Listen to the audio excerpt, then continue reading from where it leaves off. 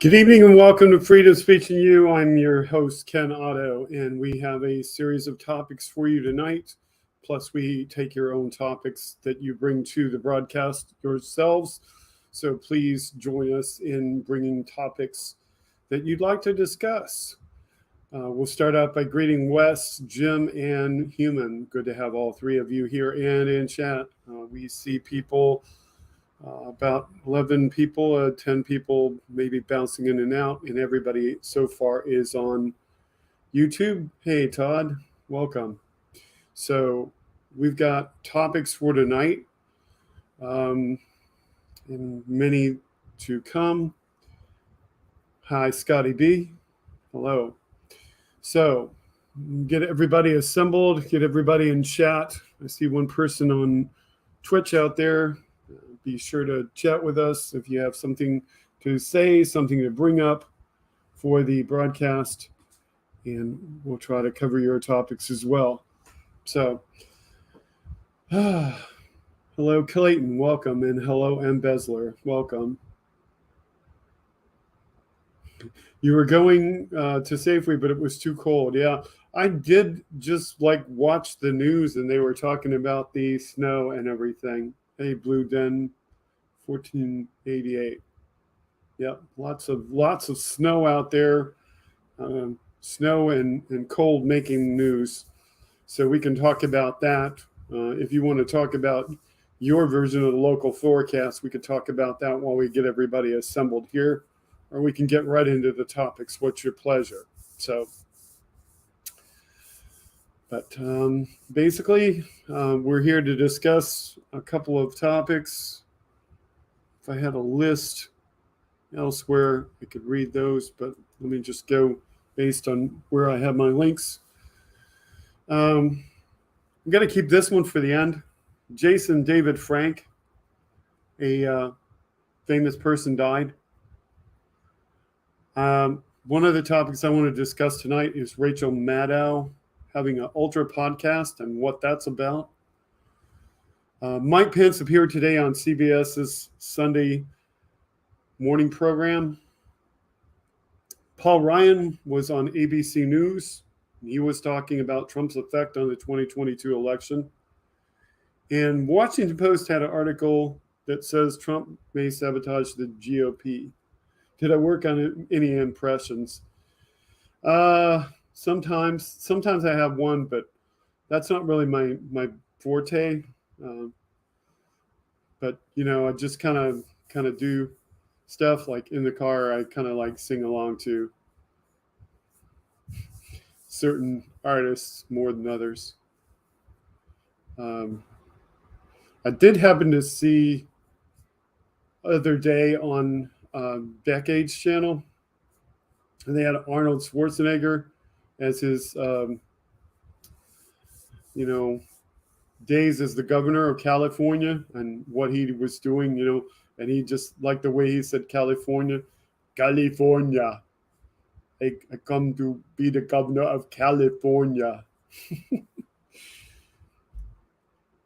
I remind you of Rich Little. That's a compliment. I'm surprised. No, I was just kind of singing along in the car. I'm trying to think of what the song was. I want to go back, feeling so much older because I'm, that's what I was singing along with. It's but I don't know how the microphone handles that, because I know that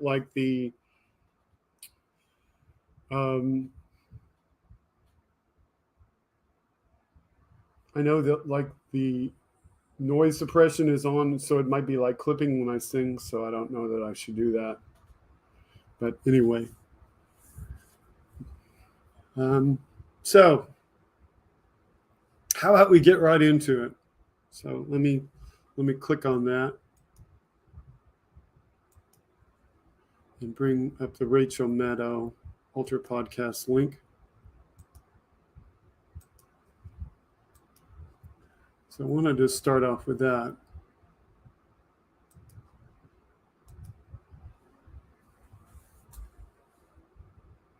19 and windy in Portland, Maine. Yeah, that's cold. I bet it's much colder with the wind chill factor.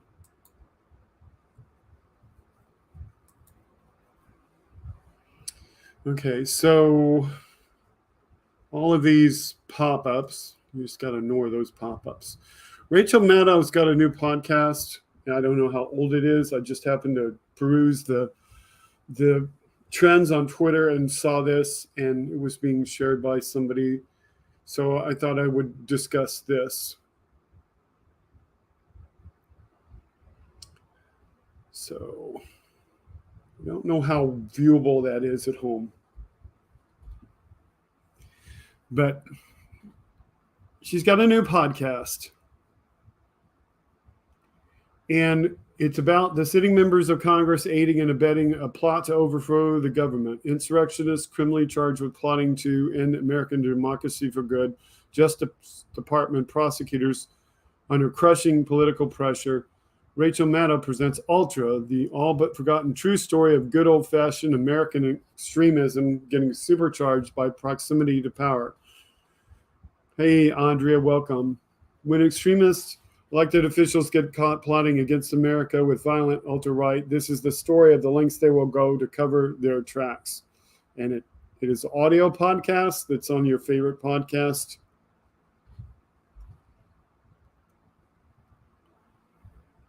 So she starts out with topics from the 1940s. Because basically what she's doing with this podcast is she's documenting the way that the Republican Party was back in the 1940s and drawing parallels to the Republican Party of today. So I would check that out and see. I'm going to roll down here, see if they discuss it in more depth. But basically, the tweet that I read said that you should engage with this podcast, listen to what Rachel has to say, and you'll learn about the 1940s, the Republicans of the 40s, and how they compare to the Republicans of today under the Trump era.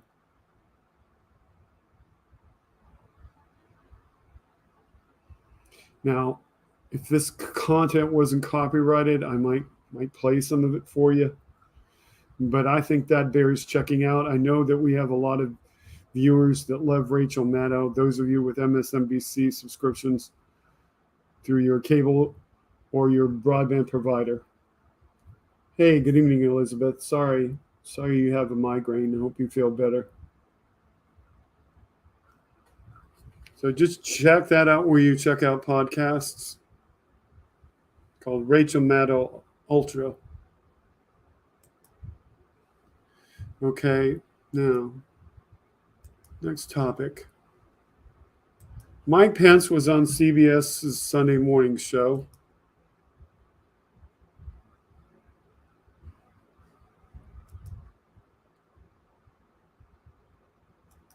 So share that screen.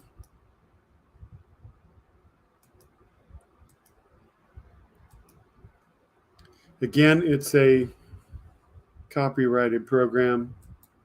So instead of showing you the program, I will read you the summary. So let me get that to be, see if I can get rid of this big thing. Let me make this bigger. And of course, every ad under the sun has to pop up when you're trying to read this.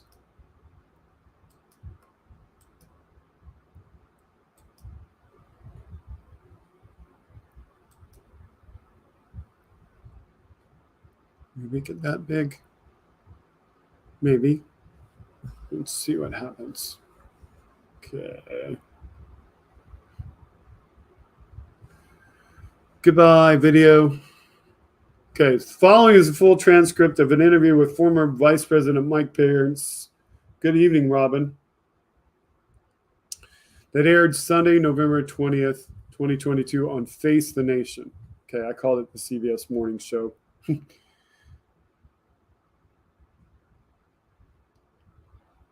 So host Margaret Brennan asks, thank you, or she comments, thank you for making time for us today.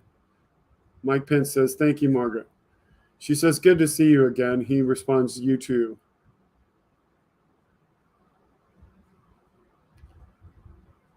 She goes on, having seen what you saw up close for 4 years, do you think there's a danger in Donald Trump being president again? And Mike Pence responded, well, I've always been proud of the record of the Trump-Pence administration for 4.5 years.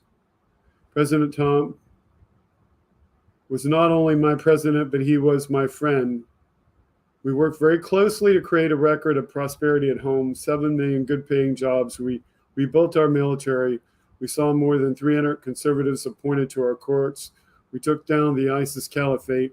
We brought about peace in the Middle East, but obviously it didn't end well. And while the president and I parted amicably, how can he say that? I believe as we look to the future that we'll have better choices, and I'm very confident Republican primary voters will choose wisely in the days ahead about who should be our standard bearer. But again, I'll always be grateful for the opportunity to have been vice president during 4 consequential years in the life of this nation. Again, how can the man say that after what happened? She continued, former Defense Secretary Mark Esper said, Mr. Trump is unfit for office. Do you agree? Pence responded, well, as I said, the president and I were very different. You think? Hello, Chad. But we worked together very closely, and I think the combination in the entire team and our administration created a record that, frankly, the American people cherish. Cherish? Particularly in the wake of the failed policies of the Biden administration at home and abroad. Obviously, his opinion, not mine. Whether it be the disastrous withdrawal from Afghanistan, whether it be an economy now in recession, a gusher of spending in Washington, D.C. that's ignited the worst inflation in 40 years. Which world does he live in? He continued, everywhere I've gone for the last 2 years, Margaret and I have heard people tell me that they want to get back to the policies of that administration. He hasn't been very far, has he? The Trump-Pence administration delivered for the American people, but I truly do believe that the times call for leadership to unite our country around our highest ideals and demonstrate the kind of respect and civility that I think the American people show each other every day.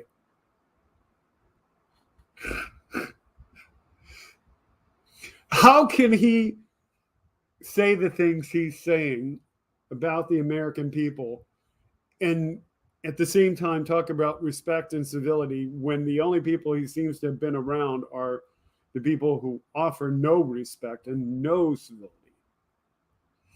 Anyway, she continued, will you support the Republican Party nominee even if it is Mr. Trump? The former vice president said, well, I look forward to being involved in the process in some way. I can tell you that my wife and I will take some time with it. When our kids are home this Christmas, it'll be the first time in 3 years with 2 in the military that we'll be all together, and we're going to give prayerful consideration about what role we might play and whether we are in the debate as a candidate or in the debate as simply an active Republican. I look forward to getting behind the Republican cause and supporting candidates around the country, as well as our nominee, to get this country turned back to the policies that will make us strong and prosperous again. Again, what reality does he live in? Margaret Brennan continued, that sounds like you prefer he's not the nominee, but you didn't say no. Hi, Nick Rich. Thank you for liking. Everyone do like Nick and like, please. Like, share, subscribe. He continued, well, I just think there will be better choices. And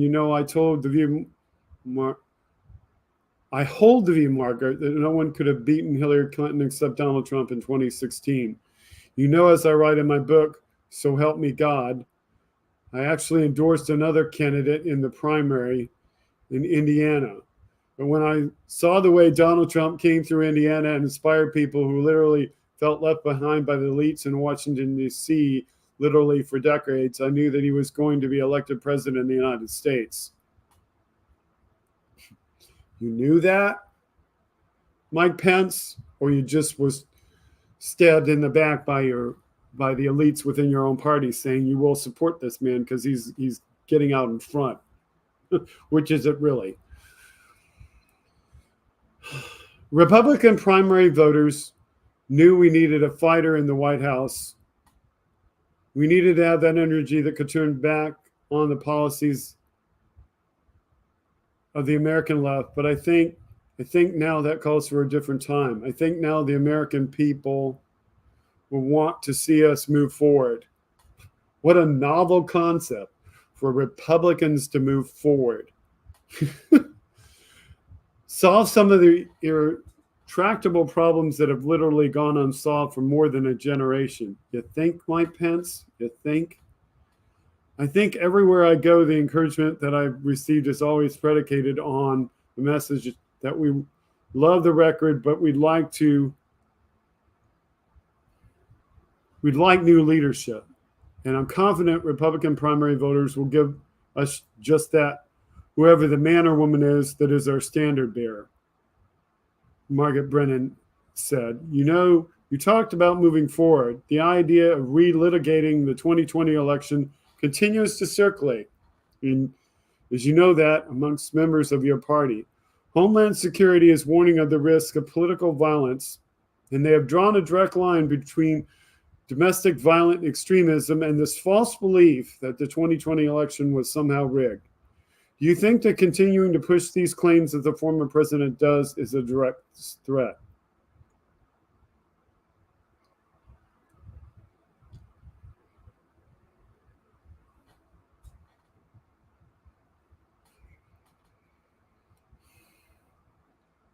Pence continued, the 2020 election was not stolen. We have a process in this country where states conduct elections.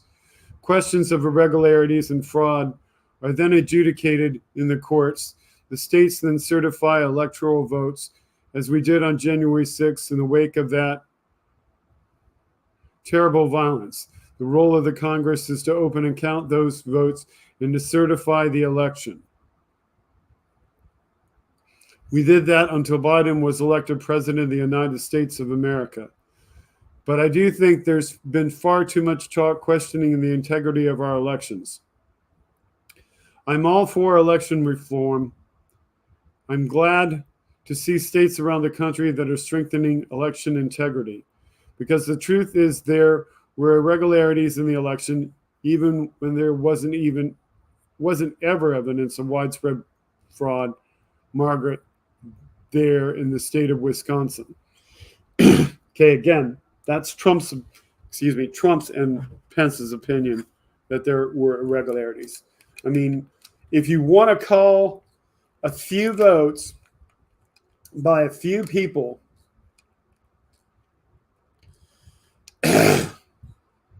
who did cast more than one vote or who otherwise broke the law, what he calls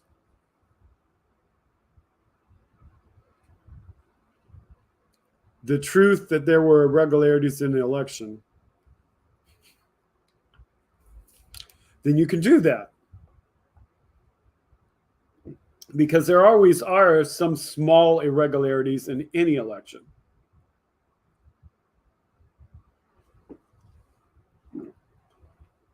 The point is that the Republican Party implies that there were massive irregularities. And the point is the Republican Party implies that there were irregularities that were glossed over, which they were not.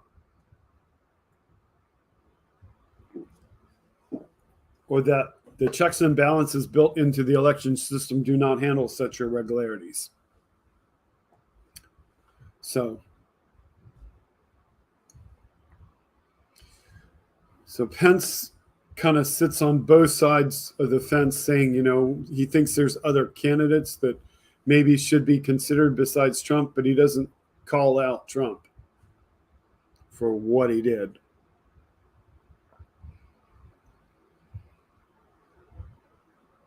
Margaret Brennan continued, 50 lawsuits at the state and federal level that were shut down, that were put forward by the former president. Pence replies, well, in the state of Wisconsin, the Supreme Court found that their state had actually violated election laws in 2 instances a year after the election. The Supreme Court of the United States sequestered votes that had come in beyond the deadline in Pennsylvania. There were irregularities, and I think American people do well to continue to strengthen election integrity. But those that continue to propagate language that undermines our election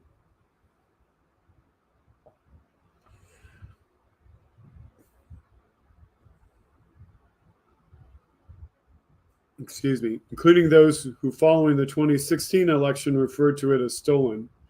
You know, it's remarkable to me, as much attention as there is in the national media for election deniers, that there's little talk about the fact that Hillary Clinton said for years that our election was stolen. She and her party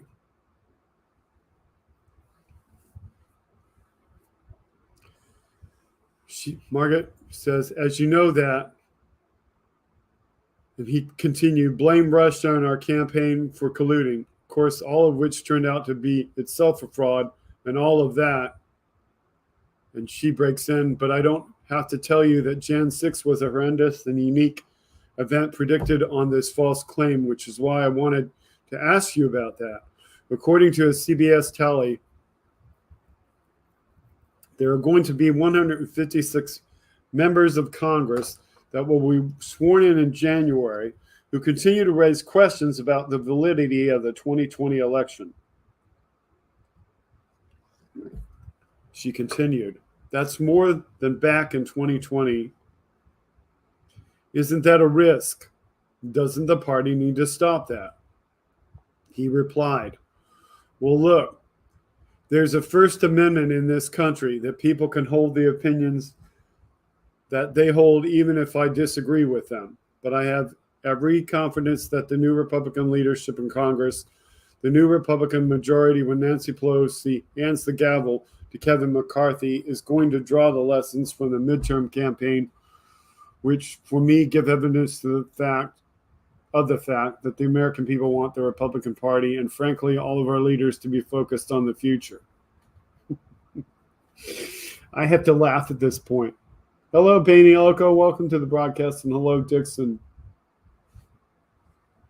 Anybody else slip in here? Looks like you two are the most recent to join chat. Hey, good evening.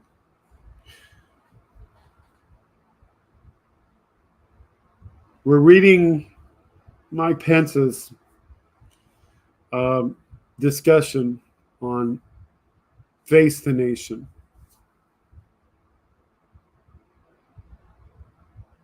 He continued, look, the people of this country are going through a lot right now. The cost of groceries, the cost of living going through the roof, the cost of a tank of gasoline up 60%, crime in our major cities, the worst crisis on our southern border in history, in his opinion. And I think you're going to see is the Republican leadership in Congress that's going to focus on those issues. And I think that's where the people want us focused. Yes, that's where the people want you focused. Will you actually do that? That's a remain to be seen issue. Margaret Brennan continued.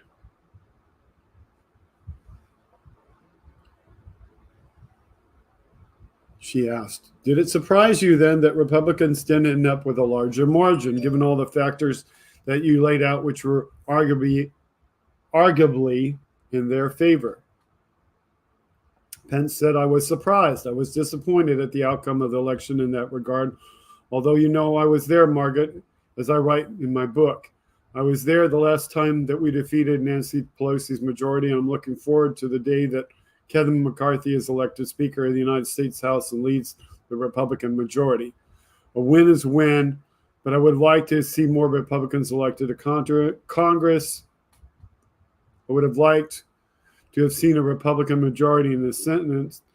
And my conviction is that as you look around what happened on election day, candidates that were focused on the future, candidates that were focused on the issues that the American people are focused on, did quite well in the main.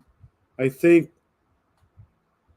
of a Governor Brian Kemp in Georgia who went through a contentious primary in what people said was a divided Republican electorate, won decisively.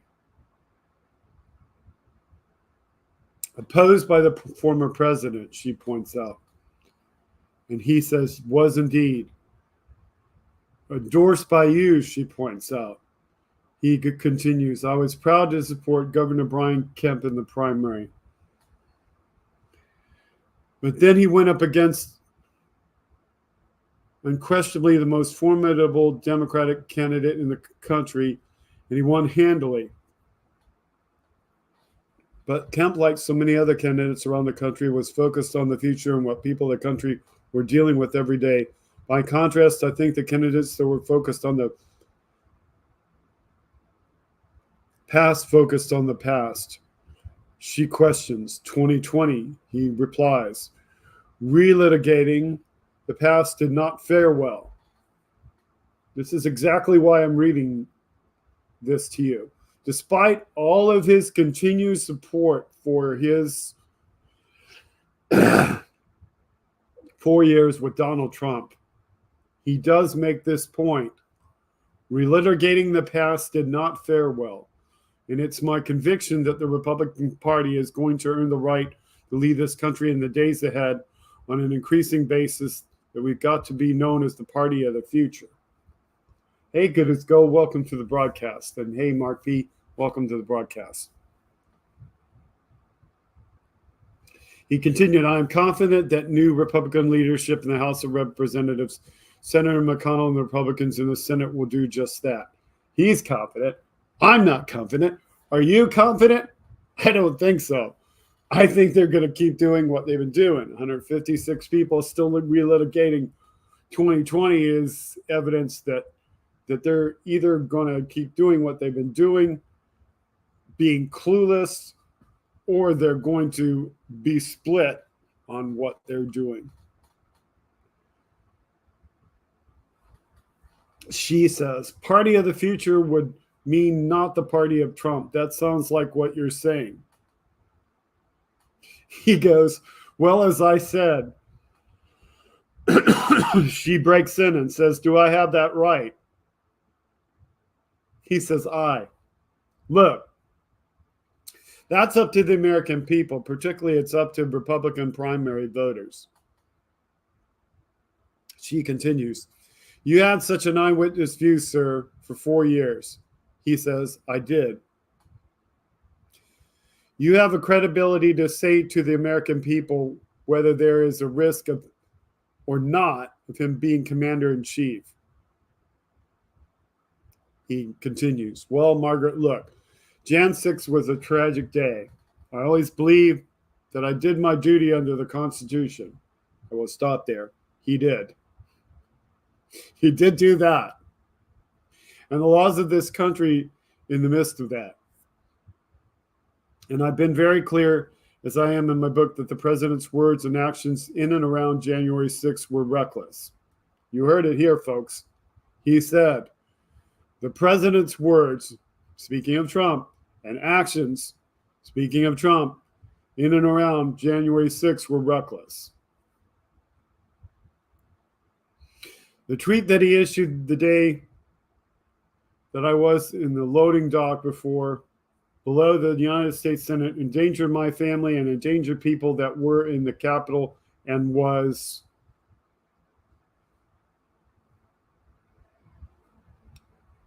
indefensible. But I must tell you that I couldn't be more proud of the response of the Republican and Democrat leaders in Congress who came together, the response of the Capitol Hill police and federal law enforcement to quell the violence, made it possible for us to reconvene the Congress on the very same day that riot and complete our work under the Constitution. As I say that in the book, I believe a day of tragedy became a triumph of freedom.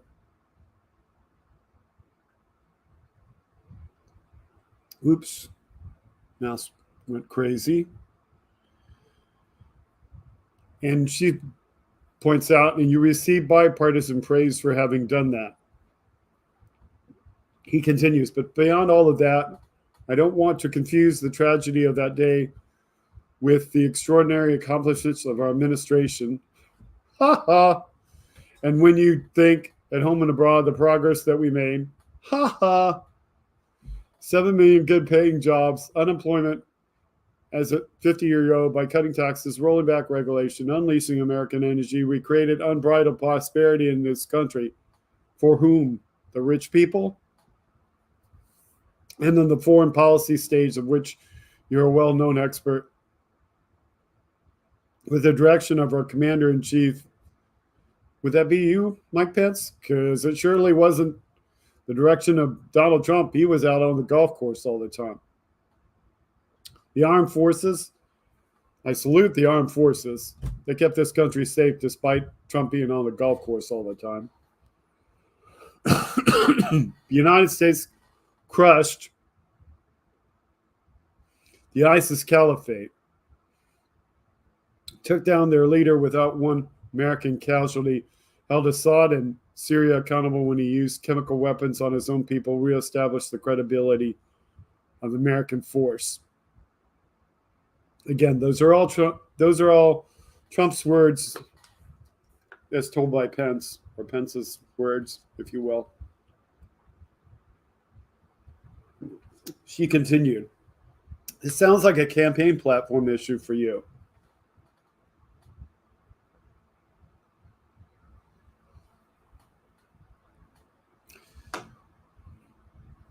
He continued, well, no, for me, Margaret, it really is, because you're going to have to defend the administration you served in, she said.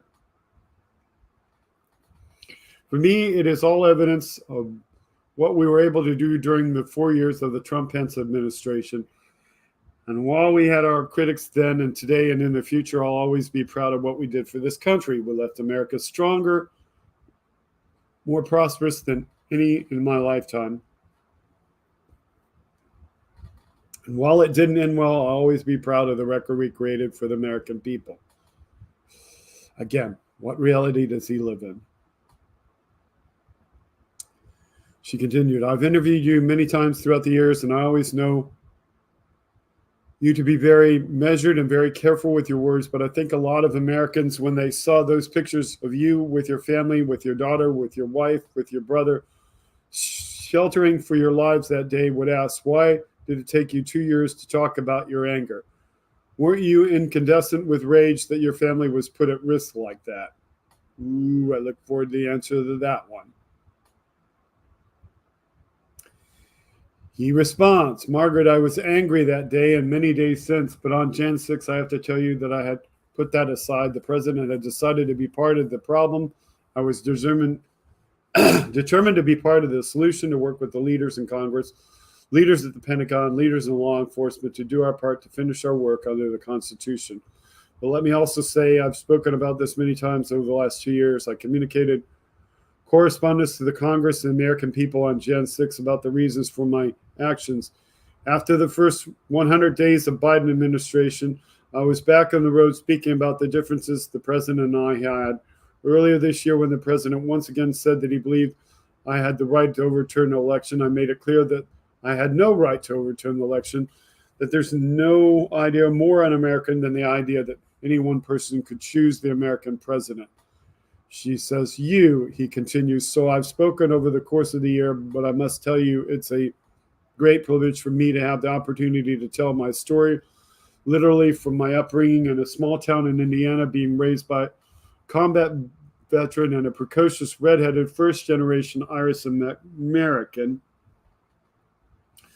to have met the girl of my dreams, to have stepped into the political arena early in life and learned lessons, but then had the privilege of being able to serve in Congress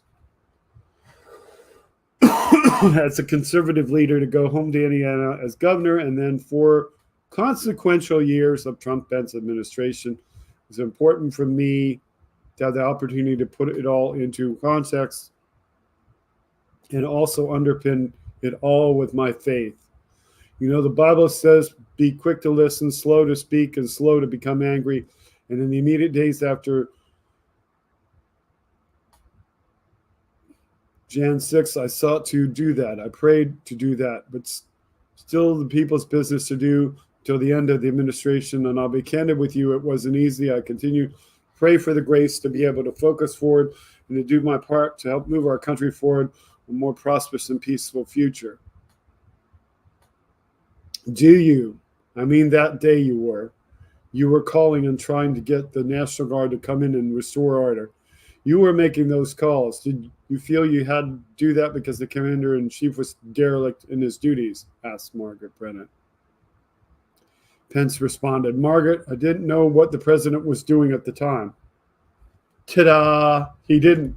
He definitely didn't know what he was doing because they weren't communicating with each other. I wasn't at the White House, he continued. I had no contact with the president or White House that day.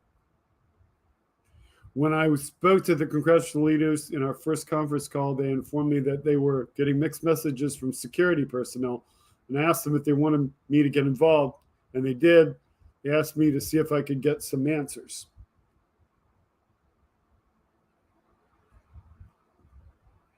And so I began to make some calls. You know, I was determined not to leave my post that day.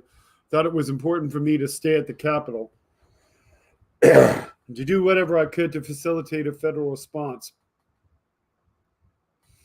But I give credit to the leaders in both political parties that day because on that very first call, there was a unanimous agreement that whatever needed to be done, we needed to reconvene the Congress that day and finish our work. I remember Speaker Pelosi telling me that she'd actually heard from one source that it could be up to 3 days before we could be back in the Capitol. And to all of our credit, the Democrat and Republican leaders all said that was completely unacceptable. I remember then in a call, I reflected about an experience that the four of us in the call had in agreeing with the sentiment. That was on September 11th when I was a freshman member of Congress. I write that in a book. Thought the best thing members of Congress did that day was reconvene on the steps of Congress itself, had a press event, broke into God Bless America, and that sent the right message to the nation and world of this on a day of unspeakable violence against the USA that we were here, our government was attacked. As I expressed that to leaders on the call, 3 of whom had been on that very same event, they were all in complete agreement that whatever was necessary to be done had to reconvene that day. We had to show American people that the world would complete our work under the Constitution and achieve peaceful transfer of power.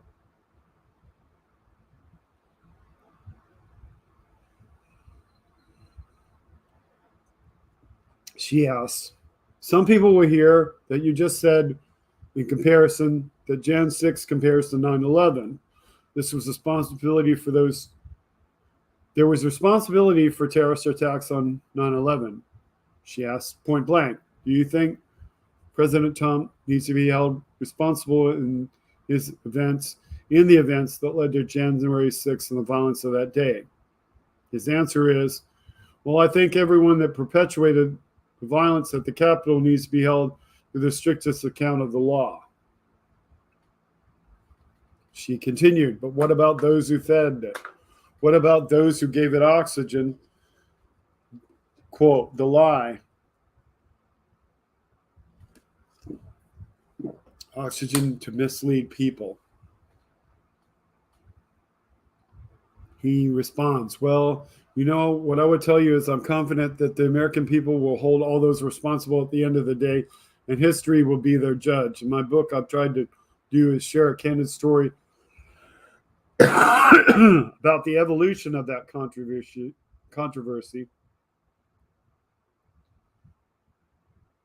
And he tried to continue, and they cross-talked with each other.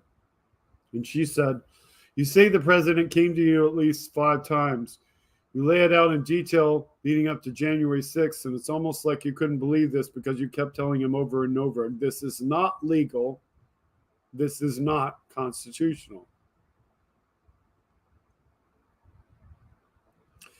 He said, I did, many people did. She continued, do you look back and say I wasn't forceful enough? I mean, what could you have done differently? Or was it just that he was so determined the fact was not useful? He responded, well, I did tell the president many times that after he exhausted every legal challenge that the campaign had every right to pursue, that he simply should accept the results. My hope was that he would eventually come around before January 6th. But we had developed a friendship. The president and I were always candid with each other, and I always, whenever I had a difference with opinion with the president, I thought my role as vice president was to share that opinion in private. I believe it's the job of the vice president to be loyal to the president of the United States. The only higher loyalty you have is to God under the Constitution, and that precipitated the confrontation that we had in and around January 6th. But along the way, it was my hope that while the president was hearing from a cadre of attorneys who frankly should have never been let on the White House grounds, let alone in the Oval Office, telling him what, as the Bible says, his itching ears wanted to hear. My hope was that at the end of the day, he would come around. I remember on the night of January 4th, we had a meeting with the president and part of that legal team in the Oval Office. The president left on helicopter. There were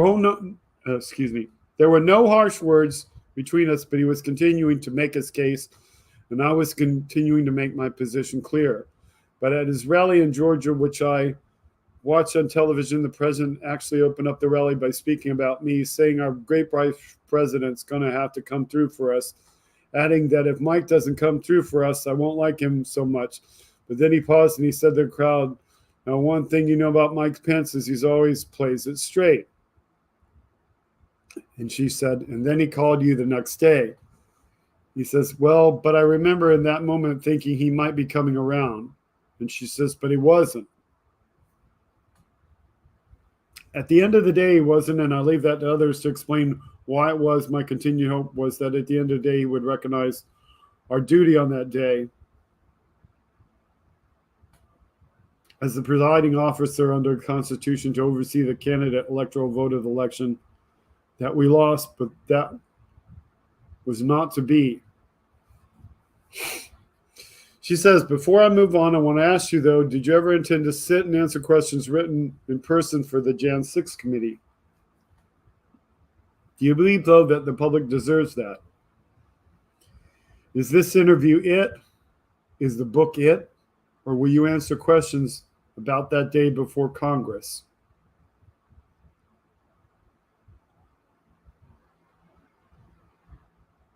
His answer is, well, I share my belief and I share my story in this book. I will continue to speak openly about it. I expect to some degree for the rest of my life. But from the time the January 6th was formed and every member was appointed by the Democratic Speaker of the House, I was concerned. IWW 157. She's continued. But your chief of staff spoke to then Mark Short. Your legal counsel, Greg Jacobs, testified. He says, I'll get to that. But you don't want to engage with them at all. He answers, I served for 12 years in Congress. It's inconceivable to me that one party would appoint every member of a committee in Congress. That's antithetical to the whole idea of the committee system.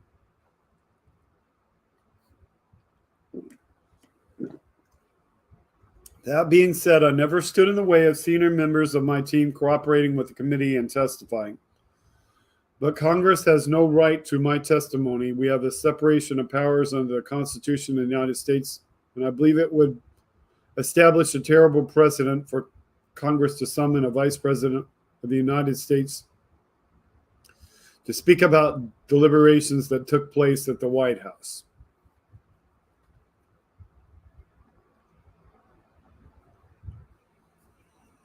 So she says, so you're closing the door on that entirely. I'm closing the door on that, he responds, but I must say again, the partisan nature of Jan 6 committee has been a disappointment to me. It seemed to me in the beginning there was an opportunity to examine every aspect of what happened on Jan 6 and to do more in the spirit of the 9/11 Commission, nonpartisan, non-political, and that was an opportunity lost.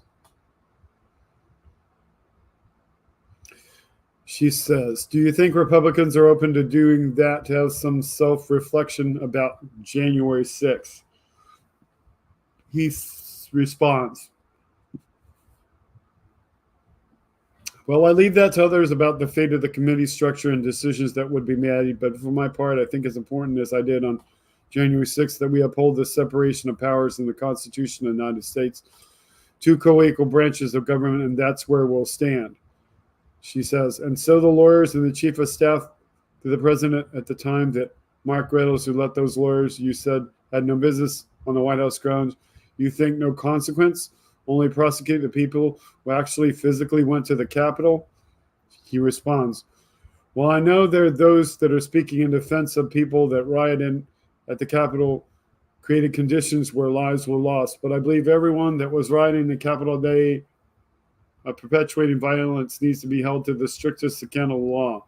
I remember watching it unfold only on cell phones that we had in the parking garage in the Senate. It was filled with indignation. It's the people's house. I served there for 12 years. I dreamed as a boy to someday be able to serve there. I just remember thinking, not this, not here, not in America. I truly do believe it's one of the centerpieces of our law that those that do crime are responsible for the crime. But I do believe at the end of the day, the American people will hold accountable those that permitted the circumstances around Gen 6 was able to flourish into violence that day. Throughout the book, he mentions some more controversial episodes yet in exchanges with a former president.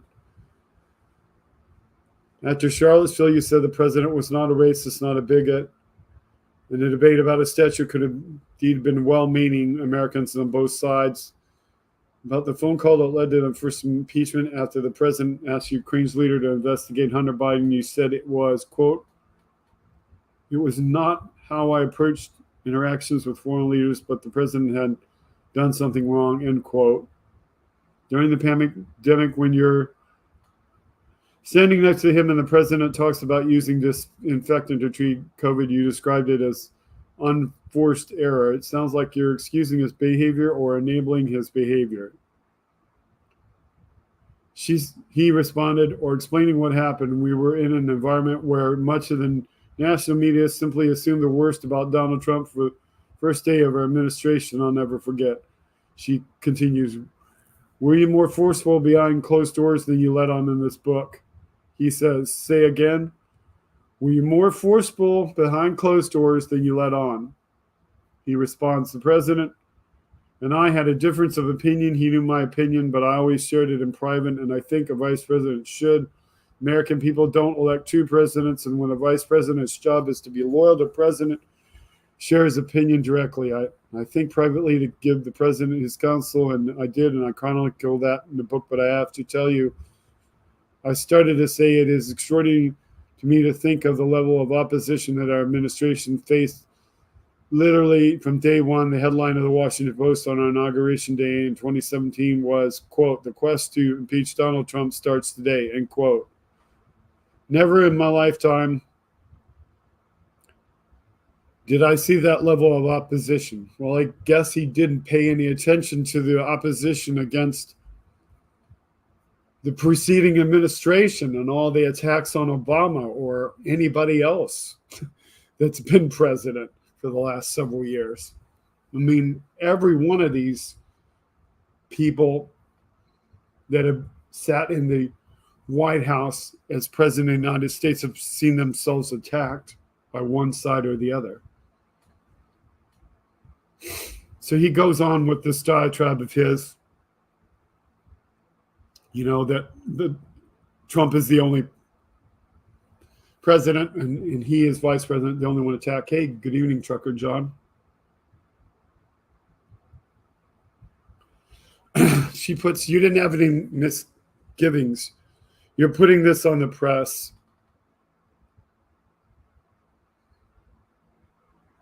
And he gives a couple of instances.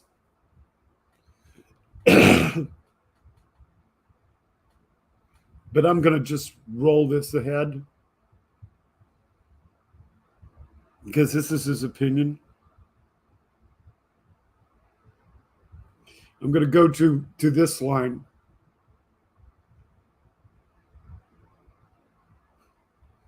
Where she asked the question, you meant the language he uses is not what you would use to refer to people.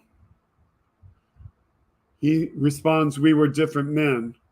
She says, yeah, you could just say that. We were different men, but you were giving him the Mike Pence stamp of approval when you say he's not a racist and not a bigot. That's bigot. That's what I'm talking about. He responds, well, I'm telling you that in all my time around him when he was with the cameras off, I never saw the president mistreat anyone on the basis of race or creed or color. Boy, oh howdy. Can we probably expect that there are plenty of testimony by other people besides Mike Pence about what he really said in private?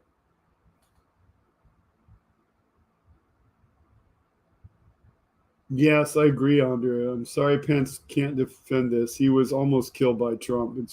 It's inconceivable that Pence can defend this man in this interview.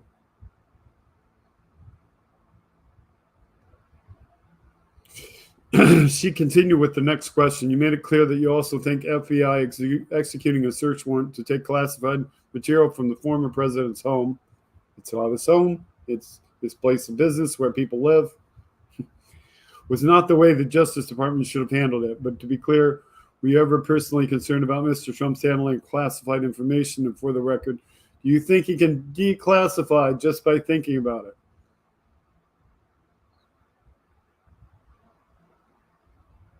He responds, well, I was. I don't recall ever being concerned about the president or anyone on our administration's handling of classified information, at least among the senior staff, which I have regular contact.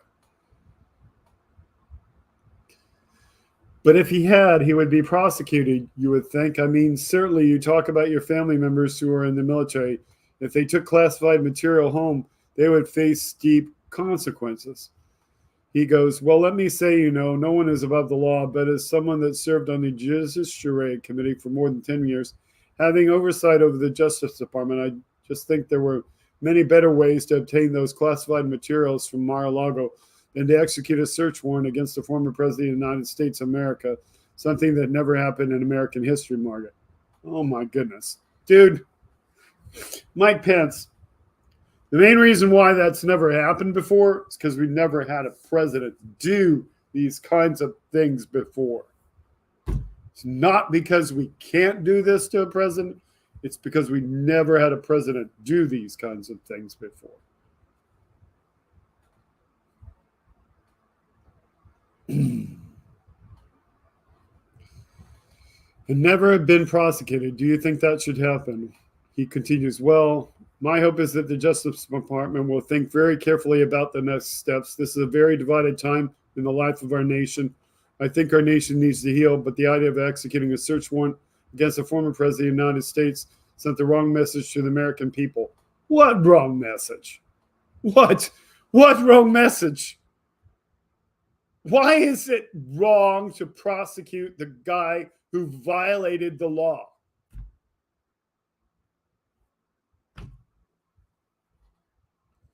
Only the people that support him think that it's a wrong message to go after him.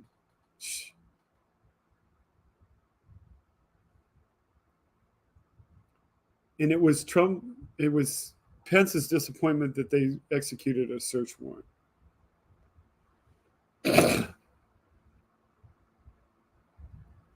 Then she asked him about his stance on abortion. I know we're running out of time, but I do want to ask you about what you talked about, restoring the sanctity of life, which was, you say, the calling of your life. I know this is very important to you, so if you'll let me, I want to ask you, we're very proud of the Supreme Court justices put on the court who recently struck down Roe v. Wade. you think the decision on abortion access should stay in the states or should be a national law banning it? He says, it's a fair question, but let me back up for 1 second. You know, the most important decision I ever made in my life that I recount in my book is when I put my faith in Jesus Christ. When I opened the Bible, I read that, quote, before I formed you in the womb, I knew you, and an admonition to choose life so that you and your children may live, end quote. From very on in my public career, I was determined to be a champion for life, whether it was my years as a radio broadcaster, and he goes on and on and on. I've always believed that Roe v. Wade would be sent to the ash heap of history, and it says, you know, it's interesting that Ruth Bader Ginsburg even said, who was one of the Supreme Court justices of our time, and she breaks in, well, she questioned the legal basis not seeming solid enough. She questioned the legal foundation for it, he continued, and she was right. But from my perspective, she says, but does what you're talking about, the moral imperative? Yes. Does that trump states' rights? Margaret asks. Well, the Dobbs decision this summer, I was so grateful to see the majority of which was made up by Supreme Court justice that we appointed, confirmed to the court, really gave the country a new beginning for life and did return the question of abortion to the states' American people. Many alarmists on the left spoke about it banning abortion and taking away their right. And actually, I think most Americans figured out pretty quick that, in fact, this question bears so deeply on the life of the nation. It's simply been returned to the people and their elected representatives. So she asked, no national ban. He replies, I always support efforts to strengthen protections for abortion. I think it's most likely that it will be resolved at the state level, but 15-week legislation in Congress that I've been a member of Congress, I would have supported because I think actually, she asked, that's not too liberal for you because it would allow access for up to 15 weeks of pregnancy. He goes, well, she puts, that's where the majority of abortions are performed.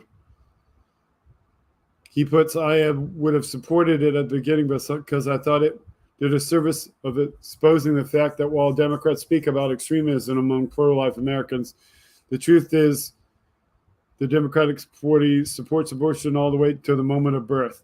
Bullshit.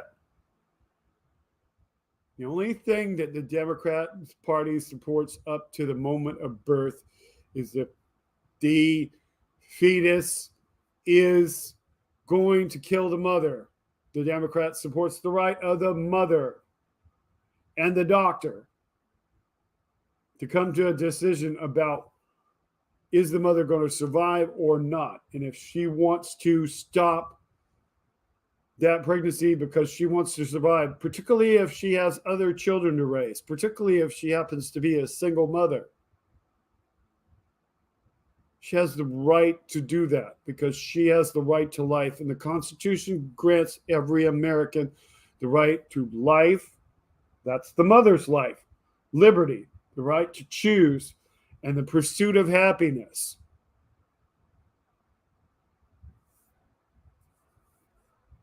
So therefore, she has the right to choose.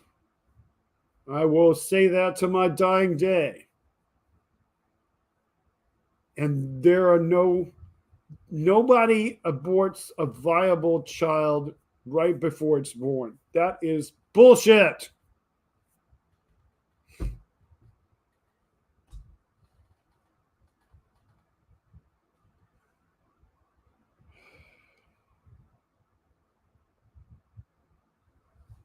He tries to say that this is supported by 25% of Americans. No, what 25% of Americans support, if that poll number is correct, is 25% of Americans support the idea that a woman and her doctor should get together and make the medical decisions for the woman, not the Congress of the United States, not the President of the United States, not the Supreme Court, not your local court, not your state court, the woman and her doctor. And particularly if the young woman is raped, and particularly if she's underage, and particularly if it's an incest, she should have the right to choose and do what she wants to do with her body for her life, her liberty, and her pursuit of happiness.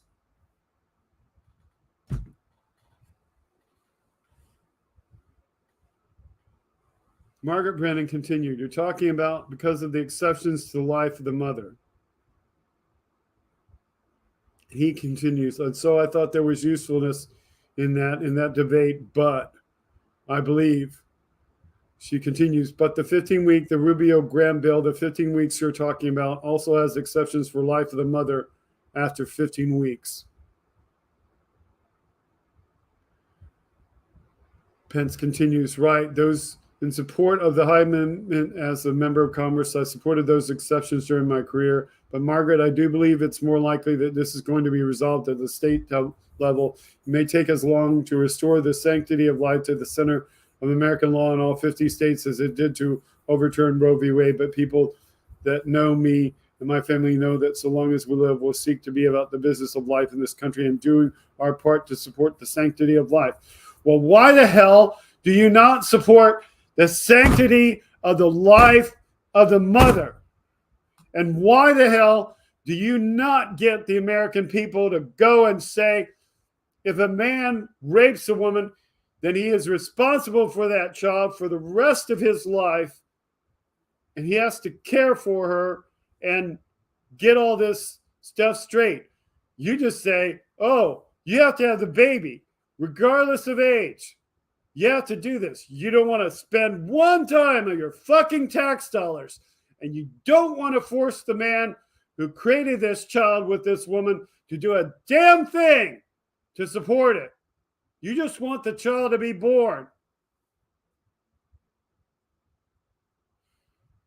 Fuck you, Mike Pence.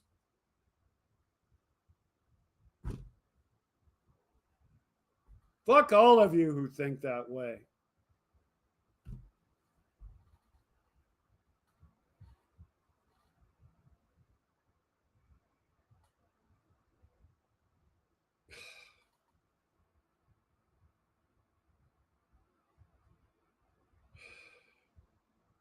Margaret Brennan continued, I was interested to read that you and your wife, Karen, underwent IVF therapy. That's in vitro fertilization, if you're not familiar. He responded, we did. She continued, and so. He responded many times. She continued, and there, which is a lot to go through, there are people who are concerned that if you start with abortion access restrictions, that it will also lead to restrictions on in vitro fertilization treatment. If you believe life begins at conception, you can make that argument. Should it be protected as a right? He continued, oh, Karen and I struggled for more than 5 years with unexplained infertilities. And in fact, I never forgot the day that I was called home driving off to a work appointment, and Karen answered the phone and said, Happy Father's Day. And our son would come along, and then a daughter, and then another daughter, all within 3 years. We were busy but joyful. But in the midst of all that, we also received word that we had made the list for an adoption for a young woman with an unexpected pregnancy. And you know, Margaret, we prayed a lot about that.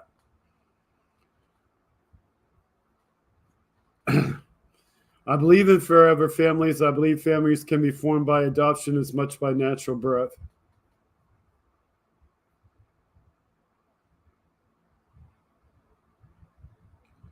But we wanted to find out if the second family on the list was clinically infertile. And when we did, we stepped aside, not wanting to prevent them from having the joy of the little one in their home. But I fully support fertility treatments, and I think they deserve the protection of the law. They give us great comfort. So he supports IVF. She questioned him about same-sex marriage. She said, a number of Republicans are getting on board federal protections for it, but do you believe you need to consider that when you talk about compassion? He answers, well, as a Bible believing Christian, I always hold the view that marriage is between a man and a woman. I think it was ordained by God, and that'll always be my values. But the Supreme Court of the United States has ruled in the Obergefell case. She breaks in and says, so you don't think a federal law is needed? A number of Republicans are now. He continued, we can disagree with Supreme Court decisions, but we can't disobey them. An interesting thing to hold. He said, we can disagree with Supreme Court decisions, but we can't disobey them. But he's perfectly happy with disobeying Roe v. Wade when the court itself turns it over. I respect the pronunciations of the court. So he's happy with the turnover. And I think it's just important as we go forward as a nation. So it was perfectly okay for him to disagree with the Supreme Court decision to support abortion all this time. But once it's overturned, he most certainly agrees. He continues, I think it's important as we go forward as a nation to make it clear that we don't believe in discrimination against anyone because of who they are, who they love, or what they believe. But at the same time, I think we need to make sure that we protect the religious freedom of every American that's enshrined in the Constitution, the ability to live, to work, to worship the manner according to the dictates of your conscience. And I think we're getting there. I think we're moving forward as a nation, and I look forward to continuing to express my values, but express them with compassion for every American, whether they share my values or not. She said, I have to let you go, but sir, I have to ask, why would you want to be president of the United States? He responded, many years ago, a mentor of mine said there's two kinds of people in D.C. There's people that are called and people that are driven. Early in my career, I let my ambition get ahead of what I thought my Christian faith required of me, and I wrote about disappointment in the campaigns I'd run. When the opportunity came back around 10 years later, Karen and I reflected on what our calling might be and stepped forward to run for Congress.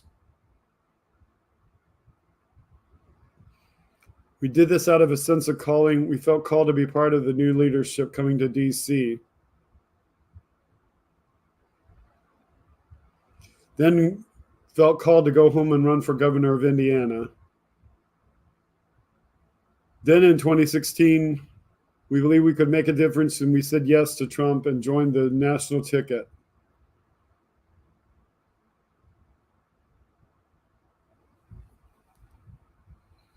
What I can tell you is that for me and my house, we will consider whether we might contribute to the life of the nation in the years ahead, and we'll be trying to discern this, listening to the American people, what our calling might be. He quotes Reagan. So we'll be deciding what our role might be in the days ahead. Days ahead, she questions. I thought we'd have to wait till January. You have news you want to make with us, sir? He goes, not today. Not today, okay. Thank you for your time, Mr. Vice President. Thank you, Margaret. So, yeah, really long thing, about that. But the point I made earlier, what was the point I made earlier? The one that I really wanted to focus on was several pages back.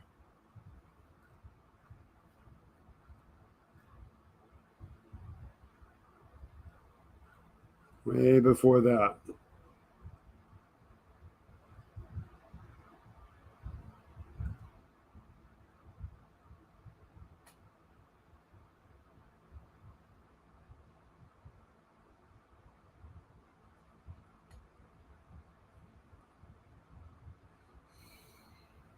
It's before that too, I think.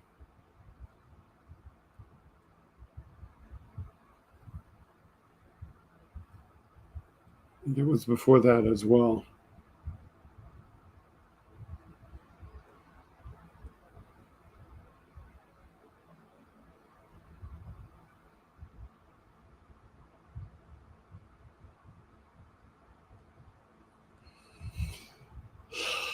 Should have marked it somehow.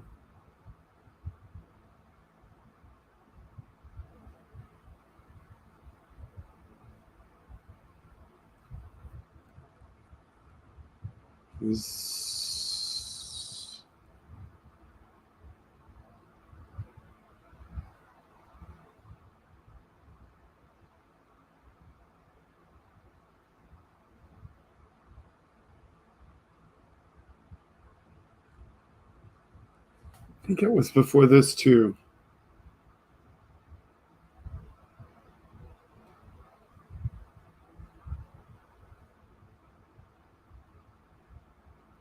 Now this is a good enough quote.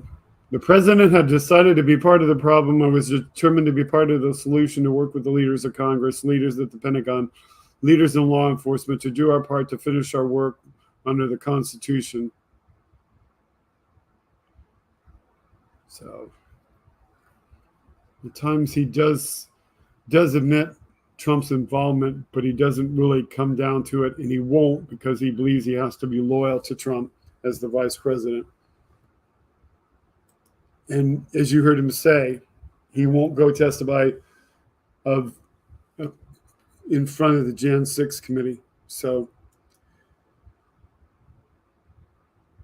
now the other thing that I saw today was Paul Ryan talking about Trump.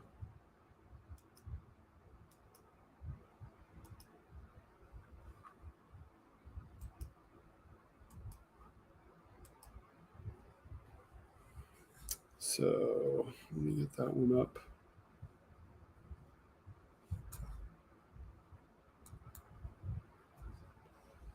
Need to make that bigger.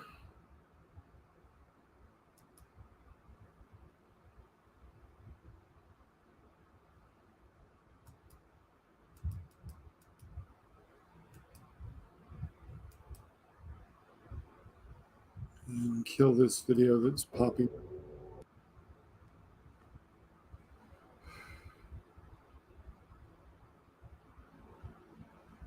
I don't know if I could maybe make. Okay.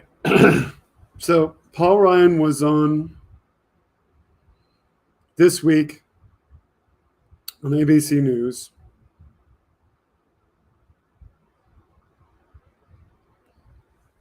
Just days after Donald Trump announced his third bid for the White House, former Speaker of the House Paul Ryan denounced the twice impeached former president's political future, calling himself a never again Trumper.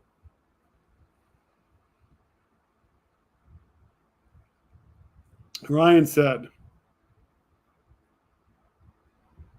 "I'm proud of the accomplishments during the Trump administration, of the tax reform, the deregulation, the criminal justice reform. I'm really excited about the judges we got on the bench, not just the Supreme Court, but throughout the judiciary." Ryan said this to John Carl with ABC News, who was hosting today's This Week show. But Ryan continued, "But I'm never again Trumper. Why? Because I want to win, and we lose with Trump. It was really clear to us in 18, in 20, and now in 2022. The article continues, while Republicans secure the House with a razor-thin majority, they failed to flip the Senate. The red wave that was widely predicted this midterm season did not come to pass. Ryan put the blame directly on the former president. Ryan said, "I personally think the evidence is really clear. The biggest factor was the Trump factor. I think we would have won places like Arizona, places like Pennsylvania, New Hampshire, had we had a typical traditional conservative Republican, not a true Trump Republican. With Trump, we lose. We lost the House in 18. We lost the presidency in 20. We lost the Senate in 20. And now in 2022, we should have and could have won the Senate. We didn't. And we have a much lower majority in the House because of the Trump factor," he said.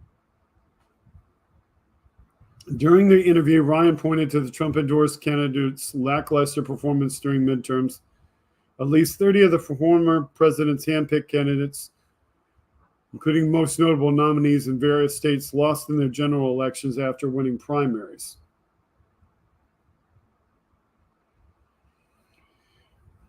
He continued, he can get his people through the primaries, but they can't win general elections. We get past Trump, we start winning elections, we stick with Trump, we keep losing elections. That's just how I see it, end quote.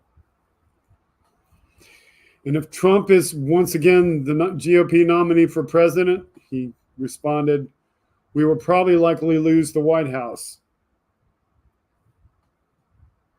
end quote, adding that he thinks the suburban voters don't like Trump or the candidates he endorses. In 2016, Trump managed to hold off a crowded GOP presidential field with only a plurality with only a plurality of the vote in early primary states. Despite the dynamic, Ryan said he isn't worried about that same dynamic could play out in 2024, that a packed field of Republicans would split out the vote and once again clear the way for Trump to win the party nomination. Hi, Shecky Bill. So what do you all think? Do you think we'll have a bunch of people running against Trump, or do you think it's going to be just Trump and one or two, or all Trump? What do you all think in the chat?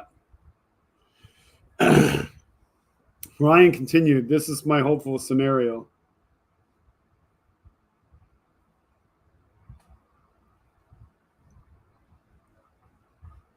Plurality? Yeah, that's kind of a rough word. But yeah, it does mean more than one. This is my hopeful scenario, that we consolidate around somebody that is forged from this primary process, capable of winning the general election. And I bet that happens, said Ryan. He remains hopeful. As long as the nominee is not named Trump, he believes the Republican candidate will win the White House. He's looking for Reagan 2.0.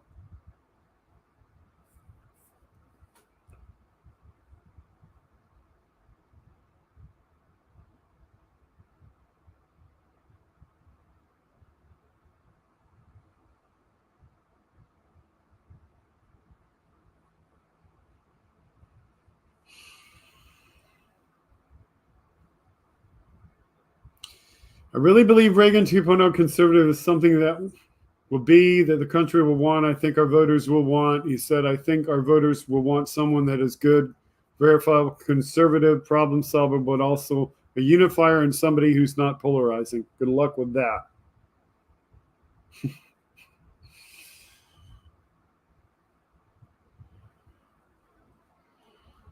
Ryan backed McCarthy on the road to speakership. Republicans, the article continues, Republicans will have extraordinary slim majority come January, which means every vote in the Republican caucus will matter. Ryan believes House Majority Leader Kevin McCarthy is the person to lead the House as Speaker, saying McCarthy is, quote, best vote counter he's ever worked with. Ryan said there isn't anybody better suited to running this conference than Kevin McCarthy. He's been good for conservatives, frankly, but he's also a person who really understands how to manage a conference, end quote.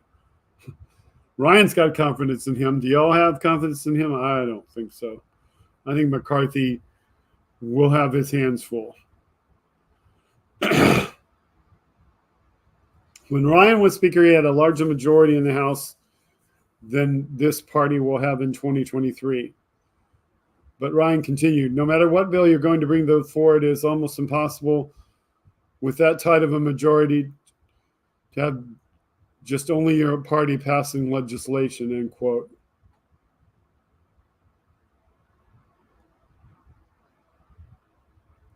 So, having said that, there's nothing as unifying as a really razor-thin majority. It makes people realize I can't get everything I want. I have to be part of the team. I'm going to have to not negotiate and compromise. Ryan said McCarthy understands he needs the entire conference to work with him, and he said McCarthy will be able to motivate the different wings within the Republican Party for more moderate-leaning districts to the Tuesday group to the Freedom Caucus. Prior to midterms, at least 9 impeachment resolutions against Joe Biden and members of his cabinet were introduced by representatives such as Lauren Boebert, Matt Gaetz, Paul Gosar, and Marjorie Taylor Greene. The basis for the resolutions ranged from the chaotic withdrawal of U.S. troops from Afghanistan to the president's son, Hunter Biden's business dealing. Carl asked him, wouldn't it be a mistake for Republicans that instead of getting the ideas you're talking about, getting into, heavy investigations, end quote. Ryan pushed back. No, they need to do oversight, end quote, adding that he thinks there should be some accountability with Hunter Biden and other investigations.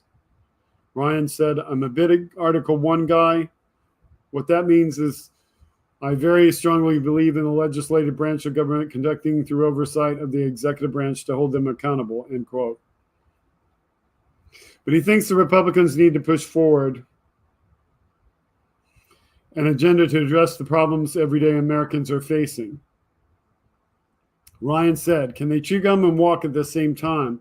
Have investigations, have oversight hearings, hold the executive branch to account, and offer new ideas and solutions to our problems. Yes, that's what Congress is supposed to do.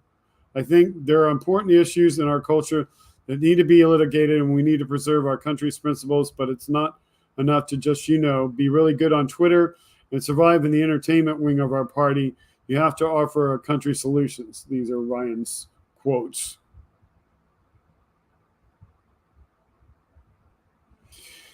He charted his path forward in the GOP. He left in 2019 after spending 20 years in Congress. He's out with a new book called America's Renewal, a Conservative Plan to Strengthen the Social Contract and Save the Country's Finances. Talking about his book, he said, in this book, we offer very granular solutions to the big problems confronting America.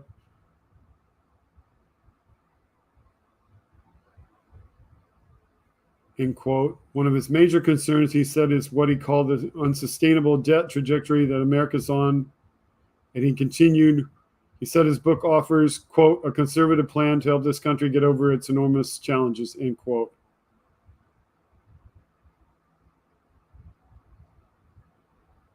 He acknowledged that Americans want health and retirement security, but believes the current programs are unsustainable in the 21st century. So he is back to his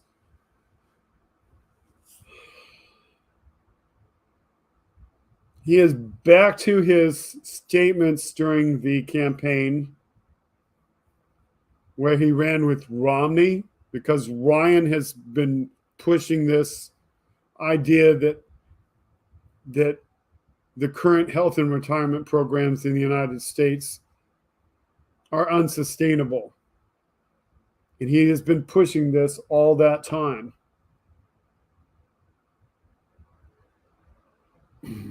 Now, those of you who are longtime viewers of the show know that I used to be a Republican. And this idea of Ryan's to get rid of health and retirement programs that already exist before adding to them or improving them was the beginning of the end of myself as being a Republican, because I saw that they wanted to get rid of these programs, and I saw that they didn't pass anything that would bring in new programs to take the place of these programs. And there are far too many people in the United States who have nothing other than the government programs to sustain them when they retire, because they simply do not make enough money to put any of their own money away. So when you have somebody saying that we have to get rid of these programs because they think the programs are unsustainable, instead of actually offering a new solution, you have this same perpetuated idea that goes back at least as far as to Reagan,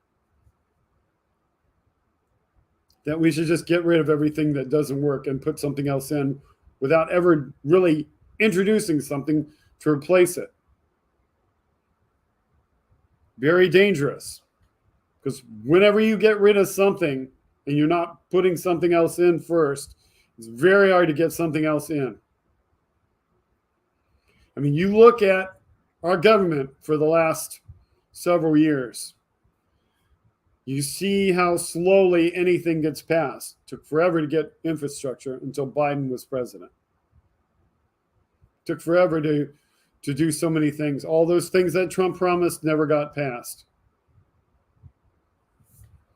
The wall that he said that he would build that would make America safer didn't make America safer. The wall crumbled.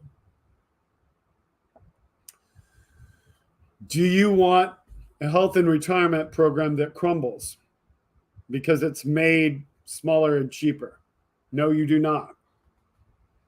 If you think you have enough people right now who are homeless, you do this. You get rid of health and retirement that we have right now, and you will have way more homeless people. If you're bothered by the number of people on the side of the road begging and pleading for money right now, just imagine how many people you'll have out there when you get rid of the health and retirement programs. How many people would have survived COVID-19 without the Affordable Care Act? I don't even want to think about it. Okay? So Ryan is still pushing this stuff.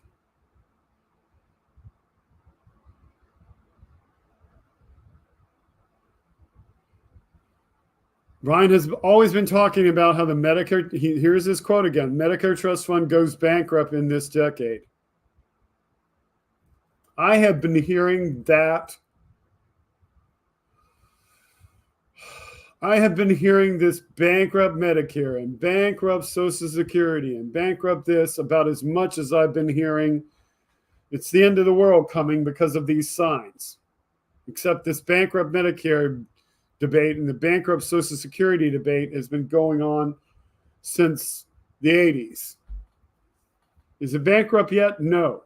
Why is it not bankrupt? Because we still have, hey, good evening. Welcome to the broadcast, TV2 Live. Because we still have people with jobs. And as long as we have people with jobs who are paying into the system will not go bankrupt. And as long as we don't let Congress raid the funds and use them for other things. Because let me tell you, if they get rid of healthcare and retirement programs that we currently have, do you think that money is going to go back into your pocket? All of that money? No, it's not. It's going to be spent on whatever pet program they want to spend it on.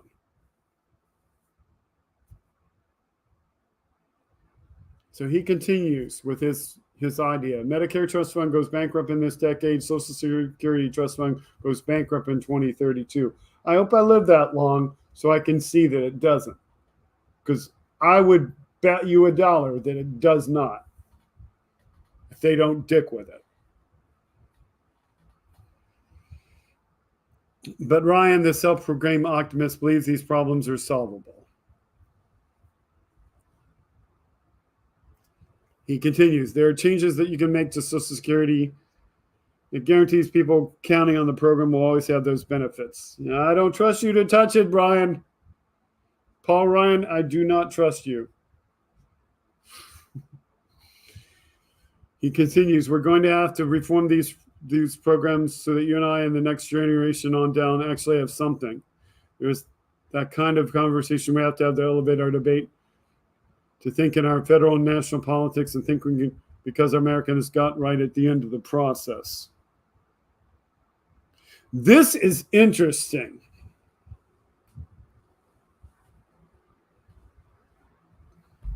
Read that headline.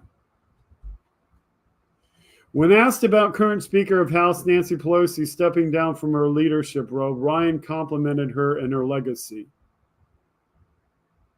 Quote, obviously, she and I usually disagree on things, but first woman speaker, a career to be proud of. She broke a glass ceiling, and there's a lot to be proud of there.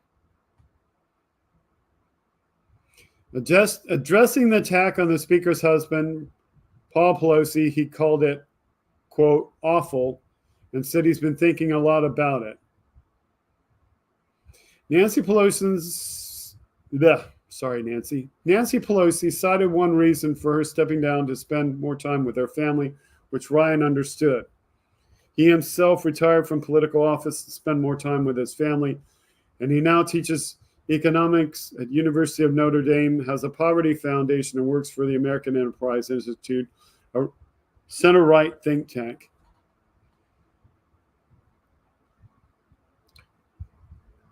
Mr. Carl asked him, you talked about the direction of the party and the direction of the country. Are we going to ever see you back in politics? Ryan said, I like doing it the way I'm doing it now. When asked if he would run for president in 2024, Ryan said, quote, no. I mean, I'm definitely not running in 2024.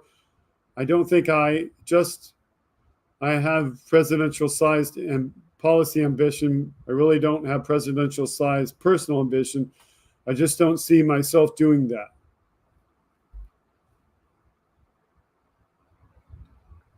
Good night, Scotty B. Have a good one. Peace to you as well. So Carl jokes, so we can take that as a maybe. Brian said, no, I don't think so.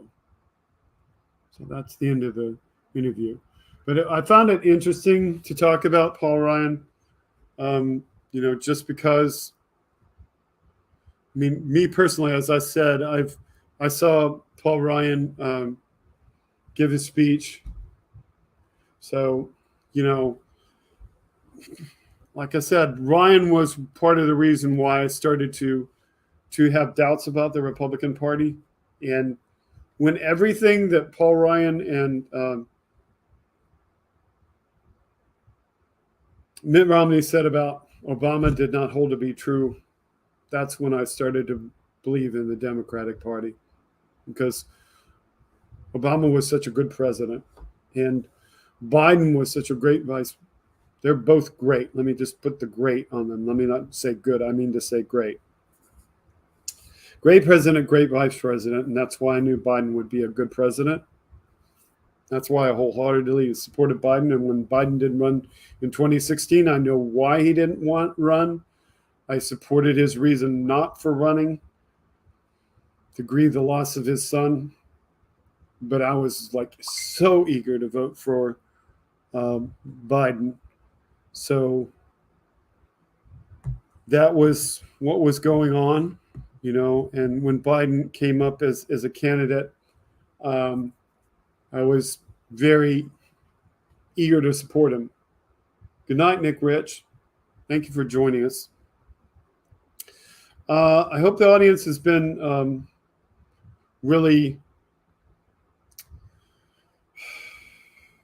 enthusiastic with me tonight about all the topics that I wanted to discuss. I know I haven't paid tremendous amount of attention to what you're chatting about. I have looked over periodically to see what you're talking about. So, but I really had really good topics that I wanted to talk about tonight. Let me check. I think there was maybe one more. Okay, yeah, Trump sabotaged the GOP. So this is an article in the Washington Post.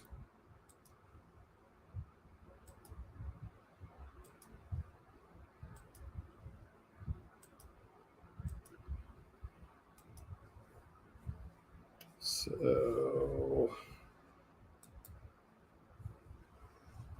let's scale this up.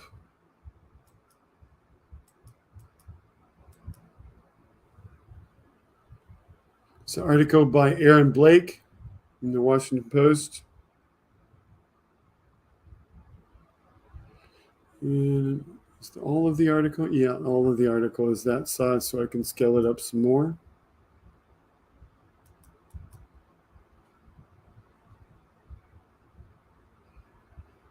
So the article goes, with Donald Trump's electoral track record taking another huge hit in 2022, there are increasing signs that the Republican Party establishment might decide its best course is to break with Trump in 2024.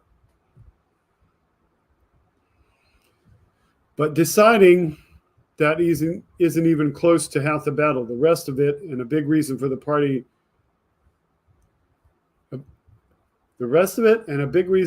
has never truly tried, is how arduous he could make that process. Yes, he could. Say what you will about Lindsey Graham, but he's actually been rather transparent about why the party needs to stick with Trump. And Graham's telling it's not so much that Trump is particularly sufficient, but rather that he is necessary, that the party can't win without him because of his hold on the base. And Graham has pretty explicitly named the nightmare scenario that Trump sabotages the GOP on his way out.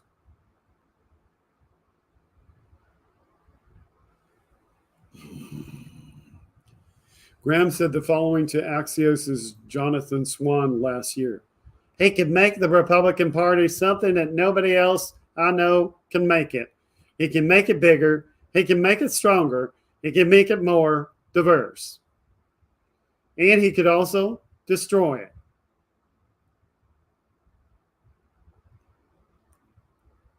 Swan pressed Graham on the point, suggesting that he was stroking Trump's ego so the former president didn't go off and form a third party. Graham didn't take issue with the premise at all. A third party would be a disaster, Graham said. But a third party or independent run is hardly the only way in which Trump could hurt the GOP, or the avenue he'd most likely take. Nor has Trump been particularly shy about making Republicans fear that nightmare scenario, leaving the party to decide whether it wants to tempt his vengeance and how hard to try to facilitate the break. Suggestions like the ones Swan and Graham floated don't come out of thin air. The last time the establishment truly attempted to thwart Trump in 2016, Trump repeatedly wielded an independent run as a stick. He signed a pledge to abide by the GOP nominating process, but then he repeatedly indicated that the pledge wasn't worth the paper it was written on. Yes, folks, when have you known Donald Trump to keep a promise?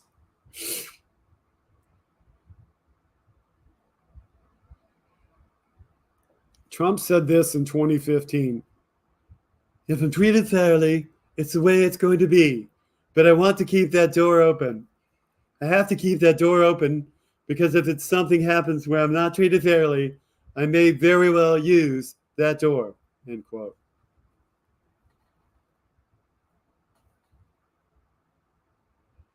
When some of the party criticized him after the Jan 6, 2021 insurrection, Trump brandished the stick again.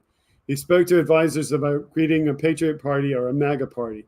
The strategy was rather transparently keep his party in line ahead of the impeachment trial, and Trump ultimately proved successful in doing so. The third party became unnecessary. There is a real question about whether these gestures were bluster. It certainly suits Trump's purposes to threaten such a thing as the impeachment showed. But actually running outside the two major parties involves jumping through hoops, especially in the effort were to be launched after he lost the 2024 GOP nomination compared to, say, if he had launched a third party back in 2021. Getting on the ballot can be difficult for independents, depending on the state, and would involve gathering hundreds or thousands of signatures, and some states even have sore loser laws that prohibit running as an independent after losing a party's nomination. These laws generally don't appear to apply to presidential candidates running as independents, but they might in key red states such as Ohio, South Dakota, and Texas that could severely hamper any real path to victory for Trump and could possibly dissuade him. That said, such a run might aim at goals other than winning, and even getting on the ballot in a handful of states could wreck the GOP's chances if Trump's goal were sabotage. While the number of Republicans who say they are primarily supporters of Trump's rather than the party have declined substantially over the past 2 years, it's still about 3 in 10. It's not difficult to picture, though.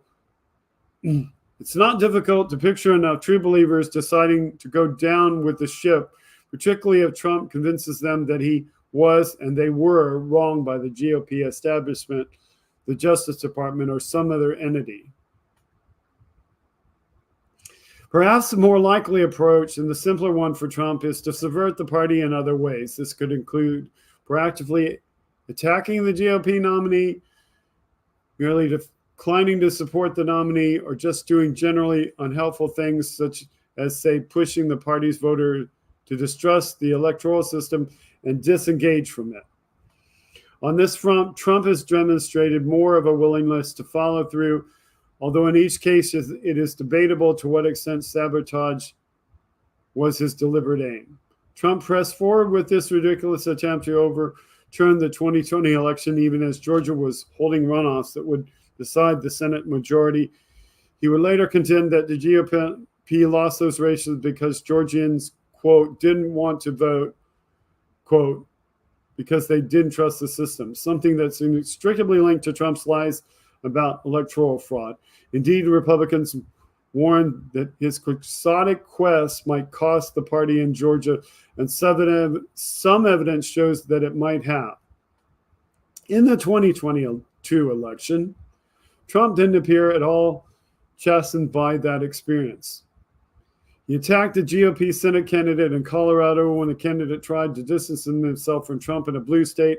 He also began his 2024 attacks on Florida Governor Ron DeSantis on the eve of DeSantis' re-election bid, and on Election Day itself, reviewing a new nickname and threatening to release opposition research on DeSantis.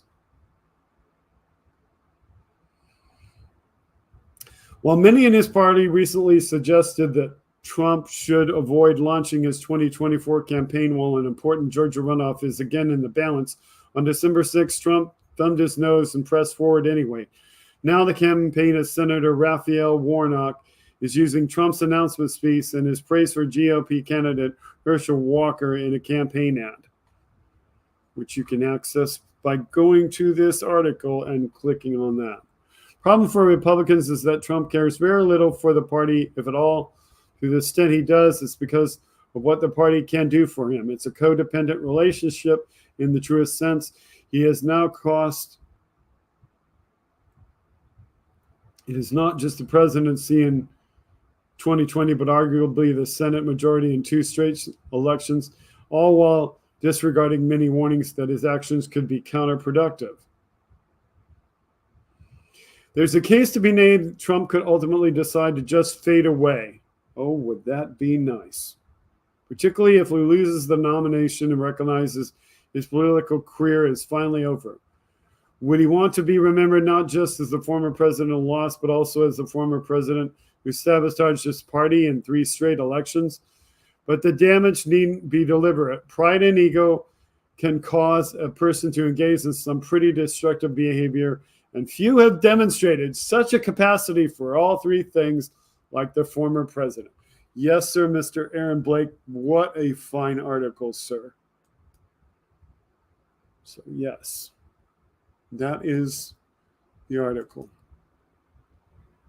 Now, there was one other topic that I'm holding for the end of the show because it's kind of a personal topic and it's kind of a pop culture topic. So I'm holding that for the end of the show. I'm just going to open that to remind myself to do that.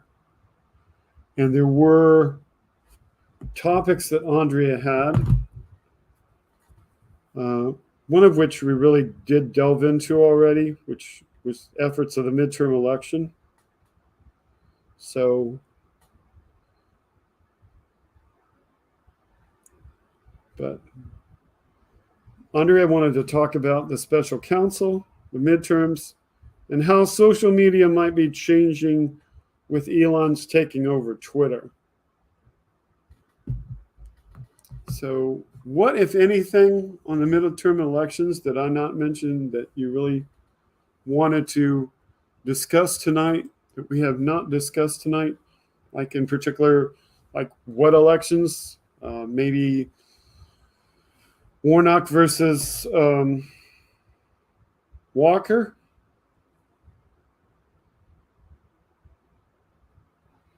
Oh, that's nice of you, Benny Loco. She says, my blood pressure hasn't gone up once during the entire stream. Feels good. Thank you. Thank you very much. And Dark Wizard says 3 thumbs up for my friend Ken.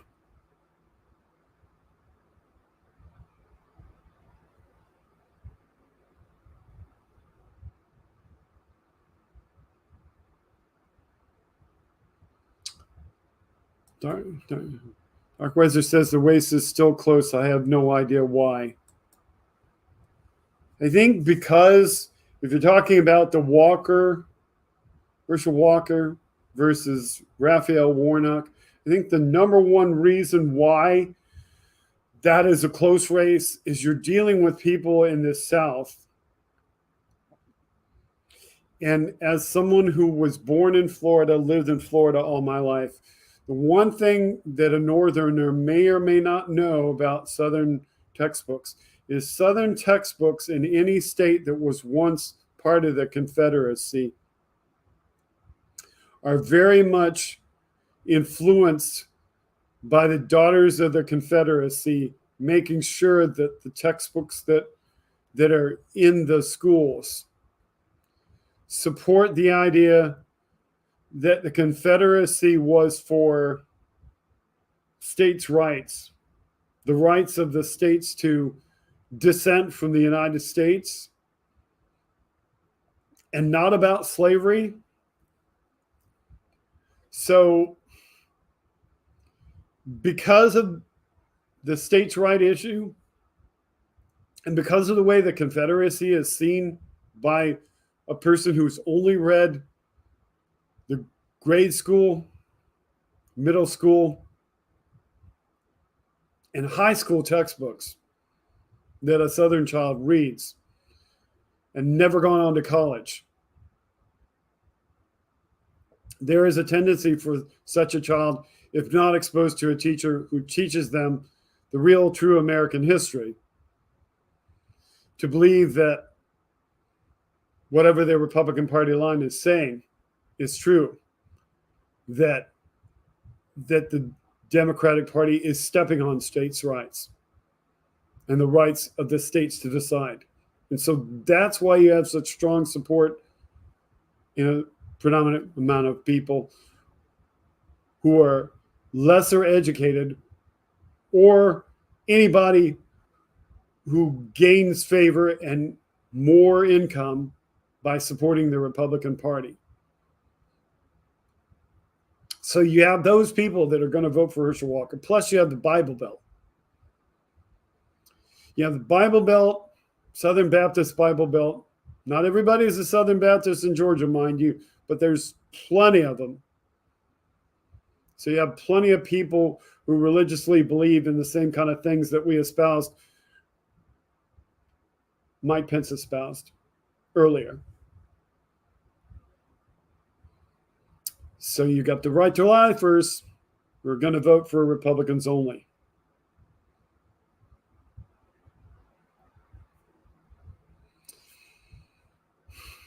And not to throw shade or whatever you want to call the term on anybody that is from Georgia, because my sister lives in Georgia. That's where my sister moved to and resides. God bless my sister for all the wonderful things she does in Georgia. And all people like her who are lifetime Democrats. But there's just a certain amount of people that, you know, maybe a little bit too rural there. So less educated. So, you know, people are going to support who they're going to support. There's people that are going to vote a certain way based on their religious belief. There are people that only care about how much they get to keep in their pocket. Those are the people that are sitting back watching all those people at the Trump rallies going, we have all these people in the palm of our hand. We can get them to do whatever we want to make us richer. And so that's why you have, you know, hopefully it's turning more blue. hopefully people see what Warnock did. Hopefully they like what he did. Hopefully he wins. Hopefully, as always, the polls are skewed. And so that's what's going on. Good evening, Kelly, and welcome to the broadcast. So we'll hope that that's what's going on.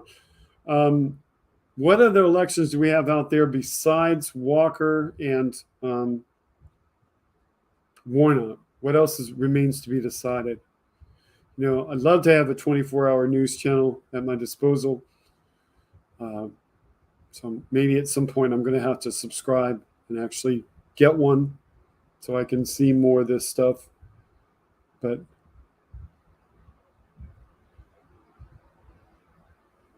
Warnock just seems to care a lot more, yes. Hey, Kelly, congrats on moving in. What's up tonight? I can read off what we discussed already.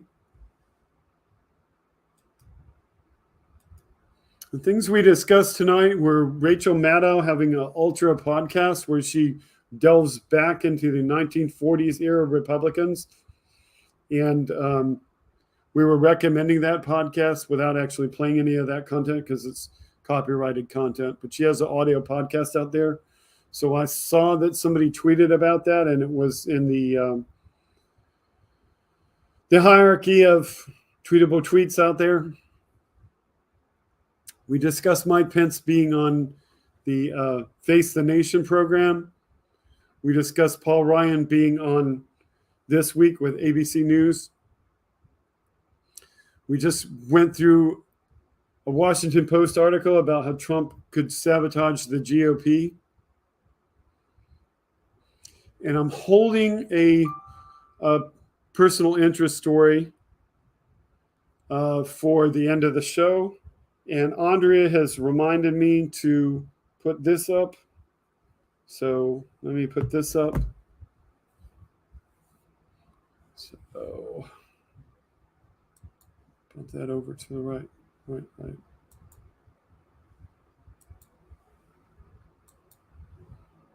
So I'm going to put this.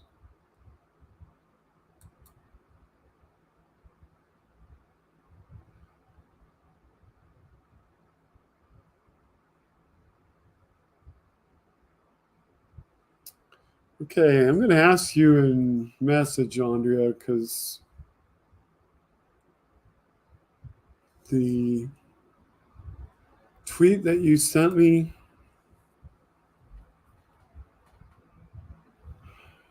status, yeah, I think that's what you want me to send. Okay.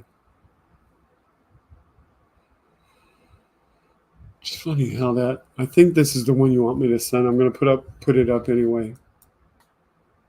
Okay.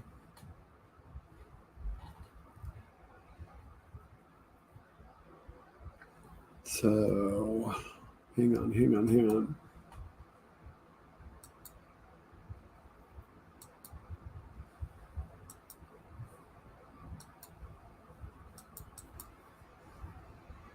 And to show that,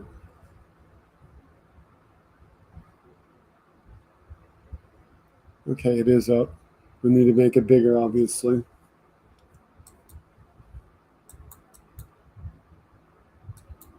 So Kelly Cross shares a tweet and goes, after everything I heard about Jack Smith, Trump should be very afraid.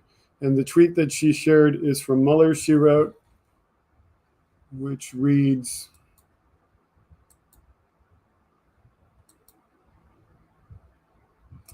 thread, the differences between Mueller and Jack Smith. So there's been a lot of reaction to the appointment of special counsel Jack Smith, both positive and negative, along with comparisons to all the bad things about the Mueller investigation.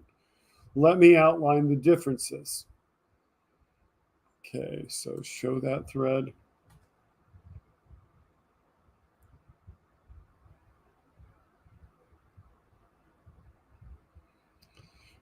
First, Jack Smith won't be working under the constant threat of being fired by a hostile AG and a dipshit president. That sort of Damocles constantly forced Mueller to walk a fine line, and that won't be the case in this special counsel probe. Second, there's no Rod Rosenstein, a cowardly wisp of a man, to narrow the scope of this probe. Rod clipped the Mueller probe to a paper-thin investigation and then promised to land the plane based on his curtailing of the breadth of Mueller's work. By the way, we're reading from Mueller, she wrote, if you don't pick up on that. Third, there is no longer a Bill Barr type asshole to sit on the findings and spin them for weeks in favor of Trump, nor is there anyone to inappropriately redact the final report to hide the severity of Russia's involvement in the election. Fourth, there is no OLC memo saying you can't indict a former president. Mueller felt he was bound by what most people see as an unconstitutional OLC memo that prohibited Mueller from indicting Donald and therefore meant he couldn't even accuse him of a crime. Fifth, the only OLC memo that was even discussed was one that said advisors to the president have blanket immunity, but DOJ has already declared in court findings that memo does not apply. There's also no executive privilege. That belongs to Biden, and he's refused to invoke it. 6, privilege arguments have largely been resolved with the court battle over the testimony of Pat Cipollone, Pat Philbin, Greg Jacob, and Mark Short, probably also Eric Hirschman. 7th, Jack Smith does not need to take weeks to assemble a team, as most of the prosecutors and agents working on the criminal probes now will move over to the special counsel's office. And both Garland and Smith have assured speed and urgency. 8th, DOJ already has testimony from dozens of witnesses, including the 40 or so subpoenas they issued before the 60-day election blackout in the fraudulent electors investigation, and folks like Kash Patel in the documents case. 9th, Smith has the advantage of a recent special counsel probe into Donald for reference. He closer to his practical experience. Okay, there's an implied he is in there. He is closer to his practical experience than Mueller was, and he has a low profile. He wasn't the FBI director for 12 years, for example. So there are many things that make this investigation different from the Mueller probe. Though if the special counsel uses prosecutorial discretion to decline to prosecute, I think we can all agree that will be the death knell of the rule of law in America. Thank you so much to Mueller, she wrote. Thank you very much to Kelly Cross for retweeting that. And thank you for Andrea for bringing that up as a topic for discussion this evening. That is Andrea's topic, as espoused earlier, on the special counsel. Okay. Kelly says, if Trump's not prosecuted, we might as well throw out the rule of law. Agree. Yep, I agree. Because if a president can commit an insurrection and line up with all those people to do that, then what law do we have? None whatsoever. So we were discussing, so we did the council.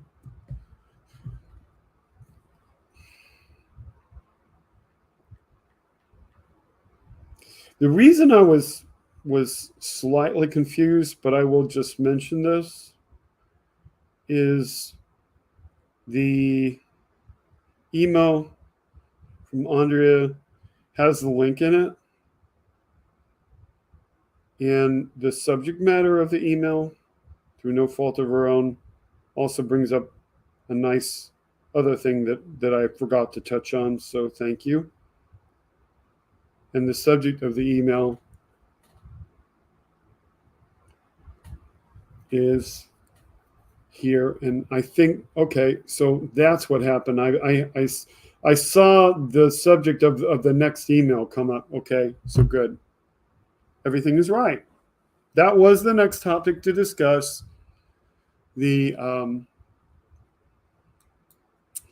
special counsel. And then this other email popped up in my email at the same time, which I will go to because I want to keep it and show this. And so let me put this on screen. I don't want to spoil the surprise. I'm so glad that I read that a couple of times to make sure that what I was seeing was correct. Okay, that's the email. I don't want the email, I want the picture. So the email title said, "Happy birthday, Mr. President." So First Lady of the United States, Dr. Joe Biden, puts a caption, "A perfect birthday celebration filled with so much love and Joe's favorite coconut cake." So there is our president with his family receiving his birthday cake because today is his birthday. Happy birthday, Mr. President Joe Biden. Just a wonderful image. So thank you very much, Andrea, for that. I did see that earlier. It slipped my mind. That's what having a great producer for your show is, folks. When you have a producer who covers your backside, then you have everything you need to do a great show. So those were a couple of things. We did have a couple of things, I think. Did I read? Seems like there's one more topic I just wrote momentarily. Let me unlock my phone again.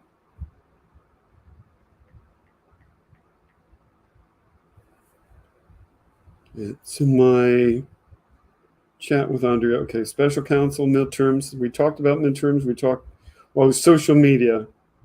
Social media changing with Elon. Okay. How do you, the viewers, the participants, feel about the social media changing with Elon? Are you leaving Twitter? Are you staying on Twitter? Are you signing up for other social services? Thanks to Andrea's help, I did get signed up for Counter Social the other day, although I didn't actually have time to use it yet. And the other one that I signed up for, I put them on here, was Mastodon. Mastodon is going to be slightly different.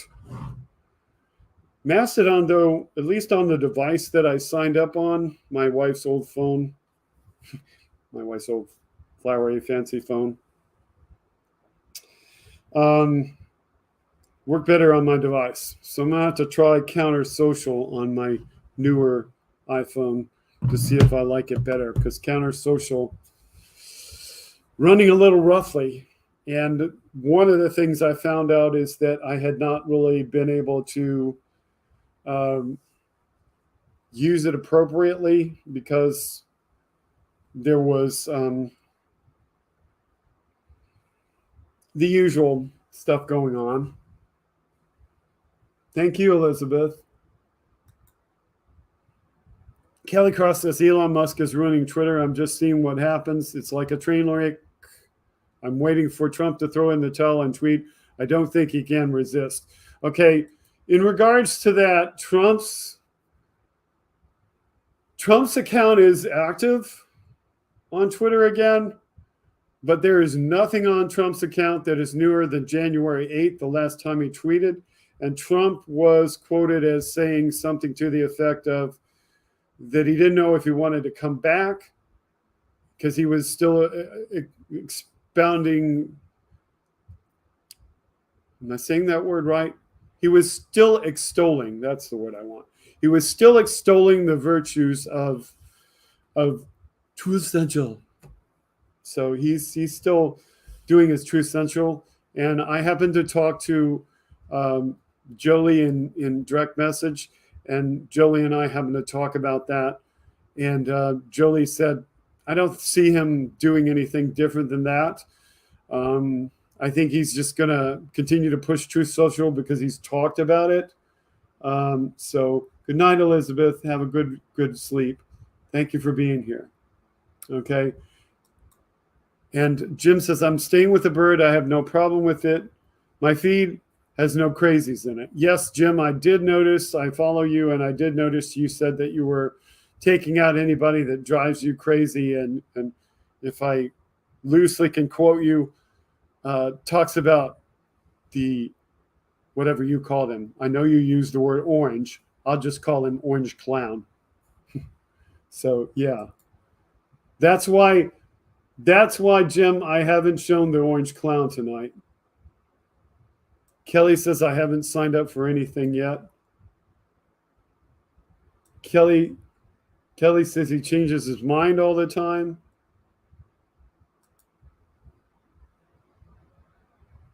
Kelly said it the way that he said it. Truth Social. Truth Social.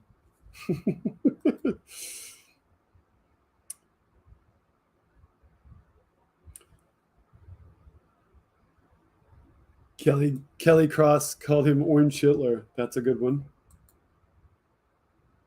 Andrea says, I'm staying with Twitter. I agree with Jim. I also have Mastodon. Yes, and Andrea did help me get on Mastodon because I didn't understand. Mastodon seems to me a lot like different, but a lot like Discord in that you have to know where you have to go to get to people.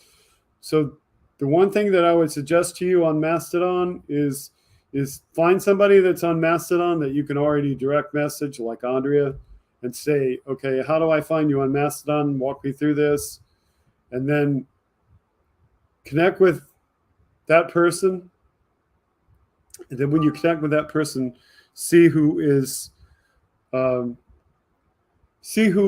person is connected with. And I'm not going to use the right term, but see who they're connected with. I think it's still called following, but if it's not, I apologize. Find out who they're connected with, who they're following. Click on that, go to those people, and follow those people. And that's where you are. Okay.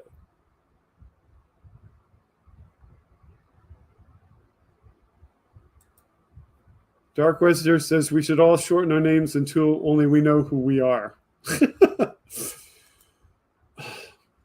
Dark Wester, I use Ken on here because I figure if the trolls are drive-by, they don't get my name.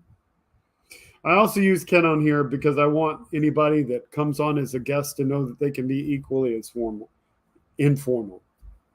That's why. Jim agrees with me that Mastodon is very much like Discord.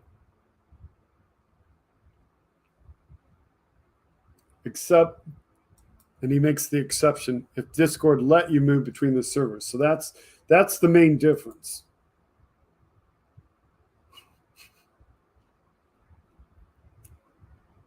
Benny says, I use as few social platforms as possible. I don't want to give them any more ad revenue than I do already. I don't need anything they're selling. Yeah, the only reason why I would want to be on these different ones is because if they kill Twitter, I need something to publicize. Because Twitter I use to publicize.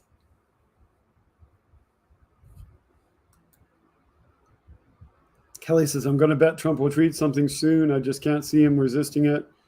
He will get a good scoop of Adderall and then it's go time.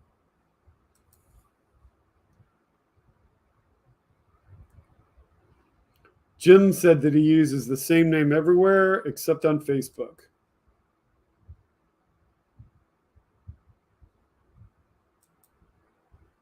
Andrea says, Benny Loco is the YouTube queen. All hail the queen. Yes, we do.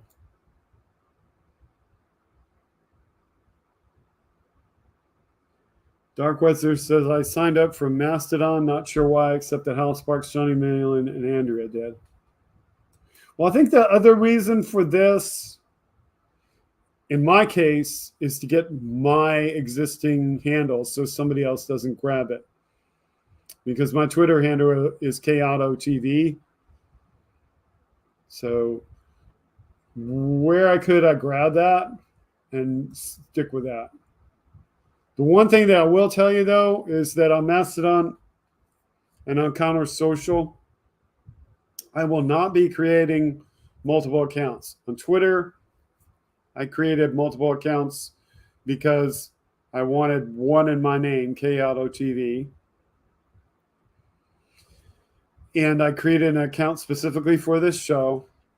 And I had created an account previously that I renamed after I created one specifically for this show.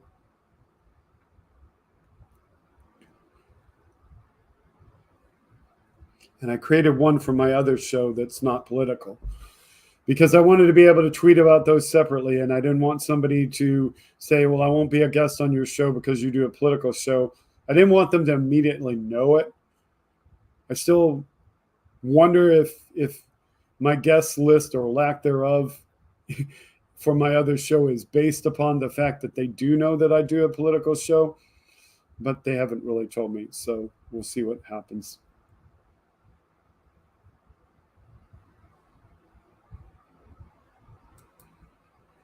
Kelly says, Conley treated Shalom earlier. He's awful. Yeah. And she says, I love Twitter. I hope Elon will get bored soon.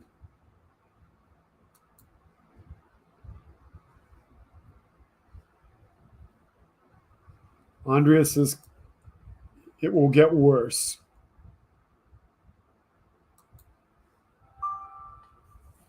Okay. Andrea has a couple of things for me to get back to. So hang on.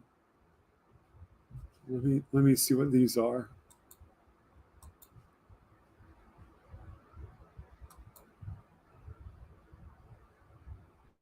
Okay, one of them is a talk show host that has a book. You're going to be surprised. And the other one, I'm not sure. So hang on. So let me open this one here.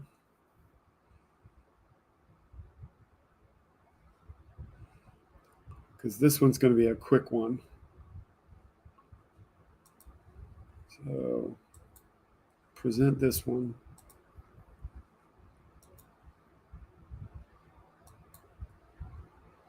So believe it or not, America's most unhappy man, sorry, Kelly Cross. America's most unhappy man has a new book. Yes, that's right, Greg Kelly. My new book, Justice for All, addresses the hideous and unlawful January 6th murder of Ashley Babbitt. Meanwhile, Mike Pence in his new book does not even mention her.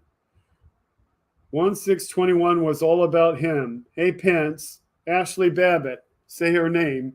My forthcoming book's audio edition.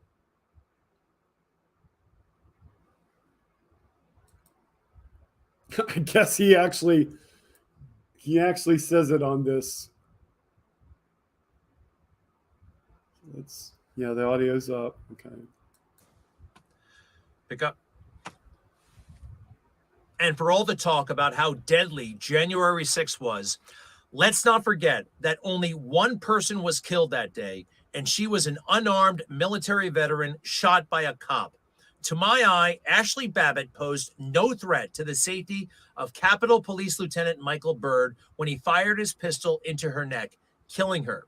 Byrd was cleared of wrongdoing by the Justice Department and the Capitol Police, though his actions may have gotten him fired and prosecuted in other circumstances or jurisdictions. He was lionized as a hero by the media and the Democrats, who decided that in this one instance, it is glorious when unarmed protesters are killed by the police. Okay, Greg Kelly. Let's analyze what you just said on the surface, sir. What you basically said is a cop can't shoot somebody who's about to go commit a crime with whatever implement he or she has in their hand. Because you're saying that the cop can't shoot that person because the cop might survive and the cop's life is not at risk if the cop is not between that person and that person's intended target. So what you're saying, Greg Kelly, is you think that cops shouldn't stop somebody from killing somebody. They should wait until they kill somebody and then go arrest them.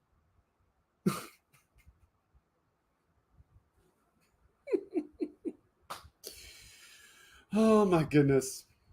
Where did he go wrong? Where did that man go wrong? Somebody needs to take him back to school and educate him on the law.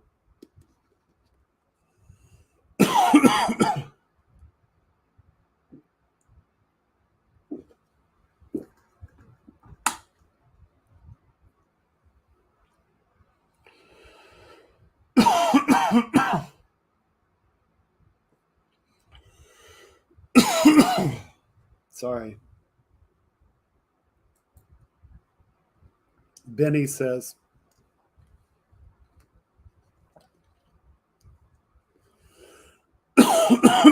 unarmed protesters. She was armed with the intent of murder and treason. I would have shot her had I been on that post and then some.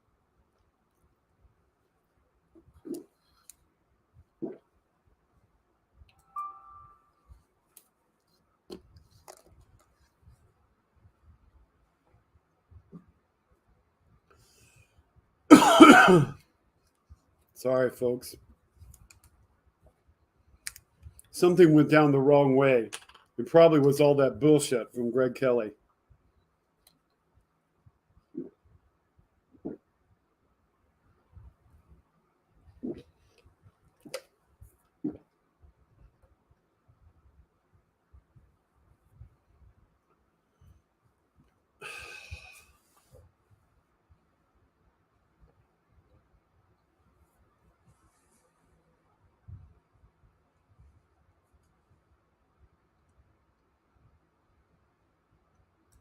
Kelly says, I don't know why her family doesn't sue Trump, for fuck's sake.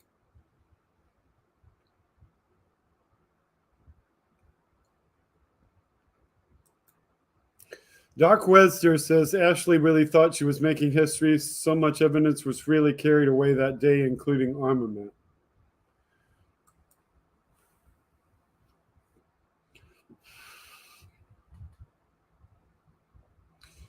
Benny reacts to that. Ashley was in a cult, Doc Webster. Yes, she was.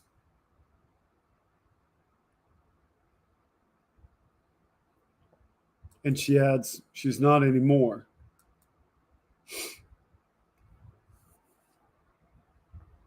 He says hard to sue a cult.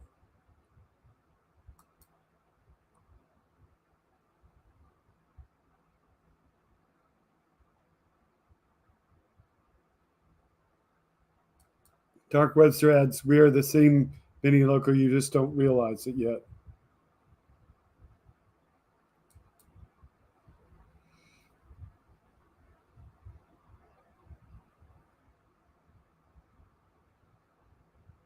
And Benny Loco says, because he is their hero and God, Kelly Cross, they are in the cult as well. So what the point there is that you have a family who obviously thinks the same way their dead daughter did. And so that's why they're not prosecuting. So that's what's going on. In regard to Doc Webster's statement about that she thought that she was making history, that's what she thought. She thought she was making history. And so, you know, she paid for that. So anyway, there are more things. So we saw the book. There's this story.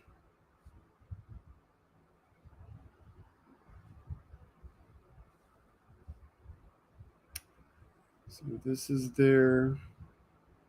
It's just a picture that I can show that really quick. I don't need to transfer computers for that one.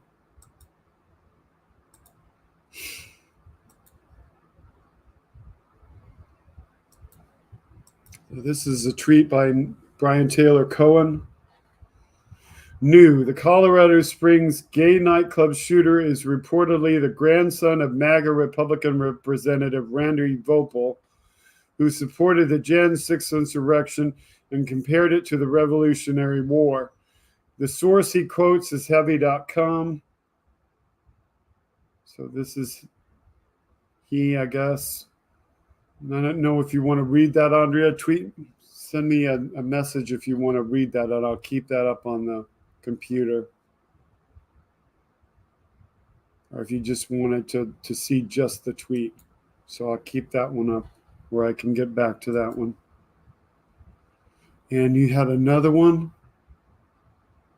in the email.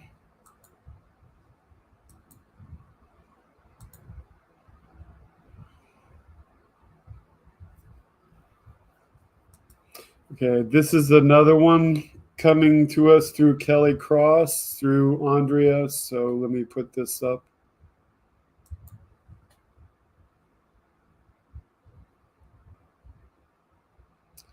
I think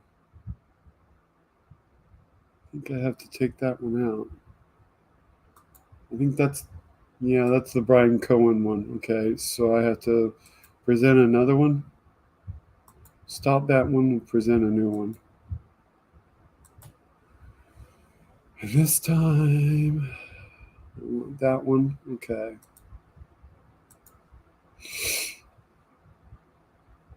So Kelly Cross brings us the following tweet. Katie Hobbs is going to be Kari Lake's governor. Comes to us through Midas Touch. So that's the big headline for tonight.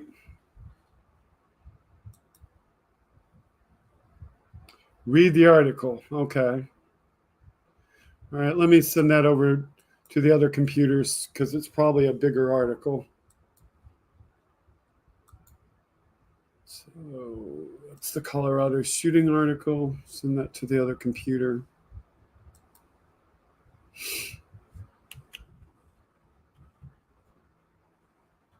Oops.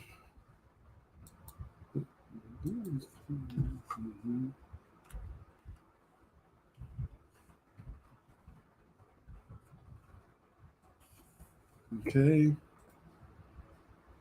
Back to StreamYard.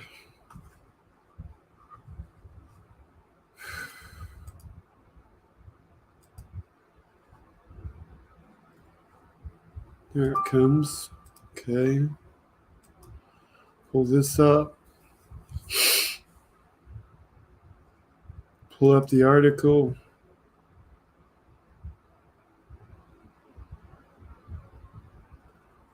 All right.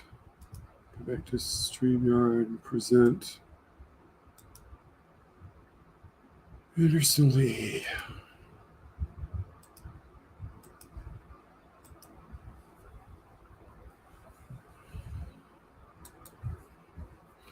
So this is Anderson Lee Aldrich's article, 5 Fast Facts You Need to Know, breaking news on Heavy. And it is too small to read, so I will scale it. The article is by Jessica McBride.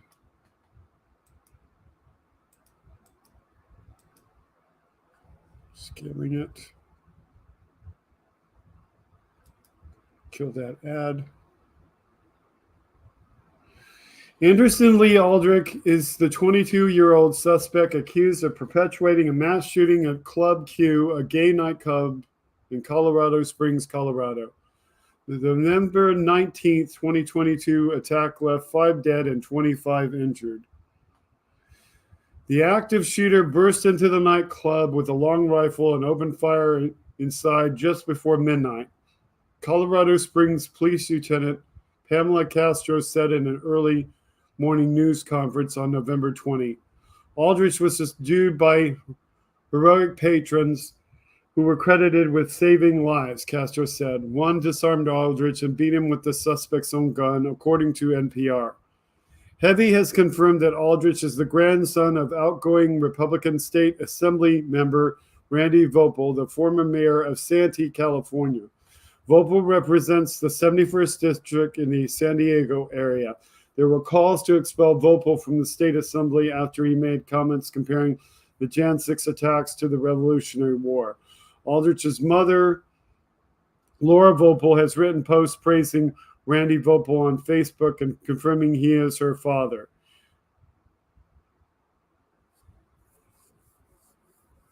Randy Vopel, who was defeated in a Republican primary in August 2022, said in the San Diego Union Tribune article 3 days after January 6 the following quote: "This is Lexington and Concord.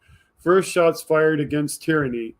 Tyranny will follow in the aftermath of the Biden swear-in on January 20th. End quote. According to San Diego Union Tribune, Vopel, quote, later tweeted he condemned violence and lawlessness, end quote. Vopel and his office did not immediately respond to requests or comments from Heavy. The first 2 victims named were bartenders Derek Rumpt and Daniel Ashton, who were remembered in tributes for their kindness and vibrant personalities. You can read more about the victims here in the link that's in the article. The mass shooting occurred just before the Transgender Day of Remembrance, Ashton identified as transgender.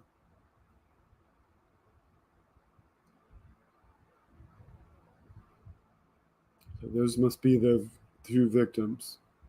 Yep. Daniel Ashton is the gentleman on the left, and Derek Rumpt is the gentleman on the right.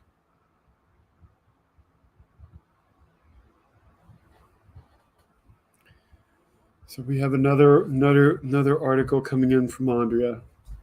Aldrich was arrested in 2021 after his mother reported to police he was threatening to harm her with a homemade bomb and multiple weapons. According to the El Paso County Sheriff's Office, he was arrested after a standoff and charged with 6 felonies, but he was not prosecuted, records show.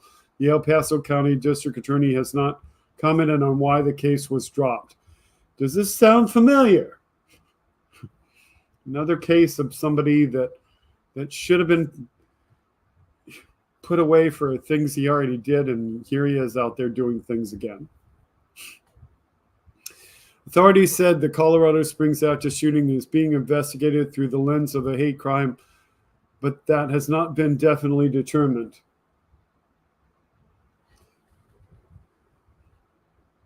Castro, the police spokesperson in Colorado Springs, said, "It is with a heavy heart that I have to tell you that we had a shooting at the local club this evening." End quote. No officer-involved shooting was involved.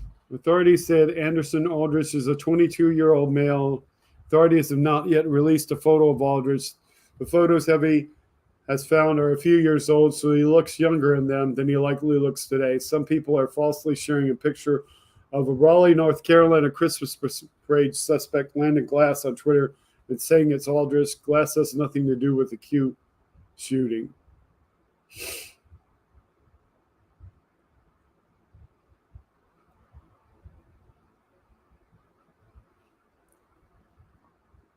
Jim and Sabrina Ashton's son Daniel died last night at Club Coup. He was a bartender, but last night he was also performing. He was a trans man, and they feel strongly that speaking may help others. This is a photo of them holding a photo of Dan at 5 years of age.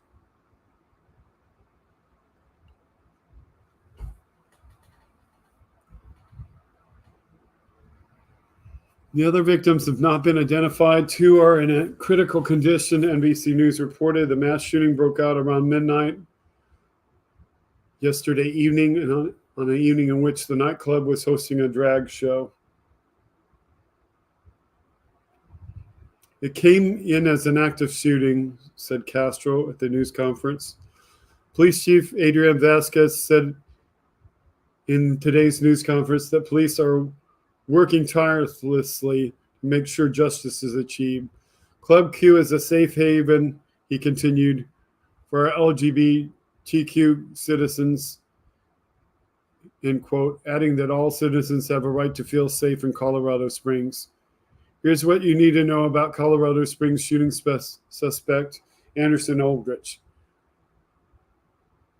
Okay, his grandfather run for office on a platform against the swamp, and whose mother once tried to find a private boxing coach for him, immediately began shooting people inside.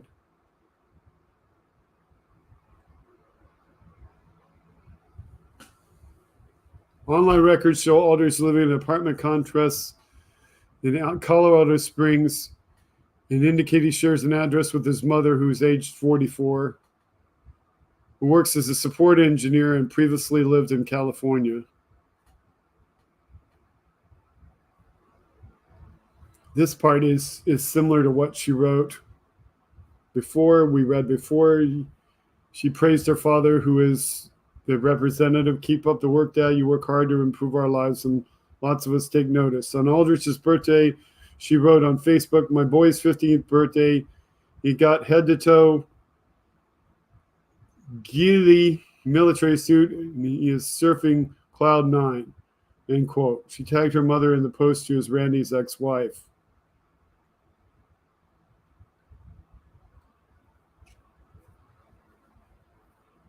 Heavy was not available to find any social media profiles for the accused killer, but Facebook posts made his mother reveal he had been dealing with mental health issues. She posted often about her son in a Facebook group for women involved in the Church of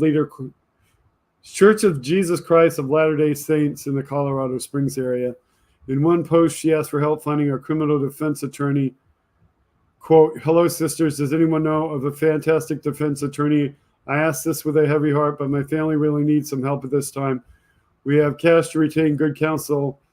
Thank you, end quote. Her post about needing a criminal defense attorney came just after her son was arrested. And here's her tweet.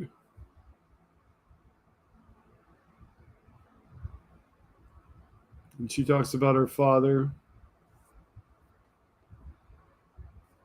In February 2022, she wrote, hello, sisters. Can anyone please recommend a great trauma PTSD therapist? End quote. And indicated it was for a 21-year-old, which is the age of her son. She asked, in May 2022, can anybody refer my son to a private boxing coach? He's 6'6" and hits like a freight train, cannot find a good gym or anyone serious. He has made huge life changes and needs this. End quote. In 2021, does anyone have extra heavy-duty fan they would like to donate to my son? He's in a University Village apartments, and it's 80 degrees in this apartment and no fan. They put in a new AC, but it doesn't blow any air out. I swear they need to clean those ducts. He doesn't have any cash, so I thought I'd ask you. Thanks all. End quote.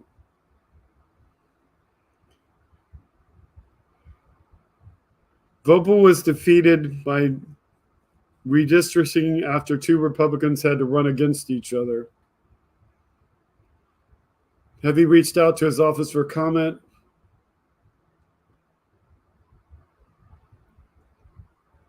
And they go into the details about his record. The police chief described how the accused young man entered the gay nightclub and opened fire. Suspect entered Club Q and immediately began shooting people.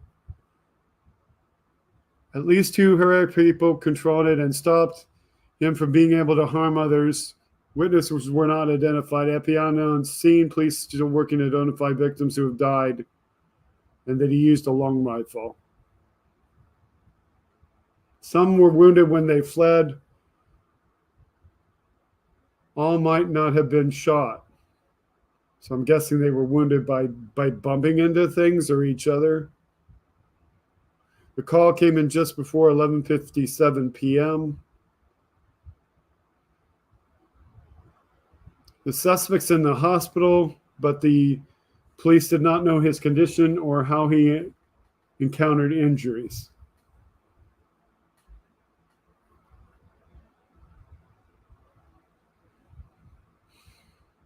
The police chief said that they responded within seconds. By midnight, the first officer arrived by midnight in 2 minutes. Had numerous people transported to multiple local hospitals. The FBI is on the scene and investigating the police chief. We did get numerous calls on this, he said.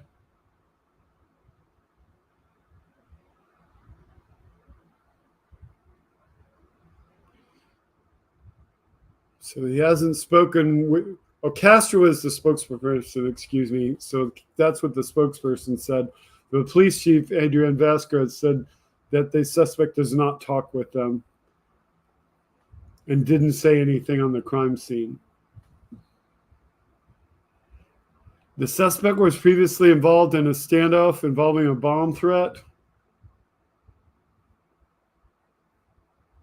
So in 2021, he was accused of a bomb threat.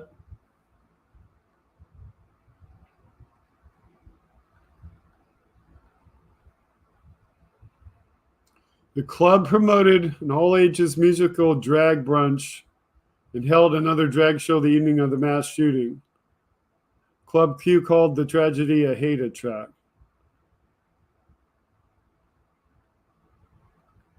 One could see, based on the anti-drag queen narrative espoused by Republican candidates, how one could be enticed to do such things.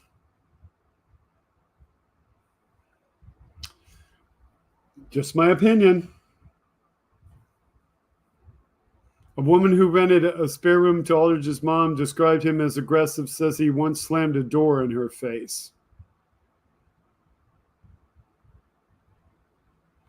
Leslie Bowman said to the New York Times, standoff with Anderson occurred at her home because she was renting a spare room to his mother.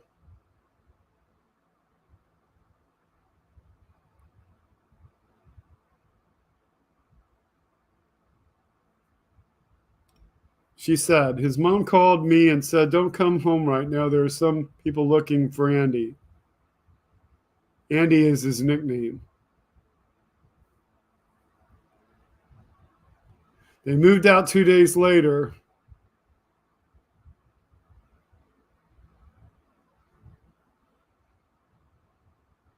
So that's what's going to happen. As soon as he did something, they moved away.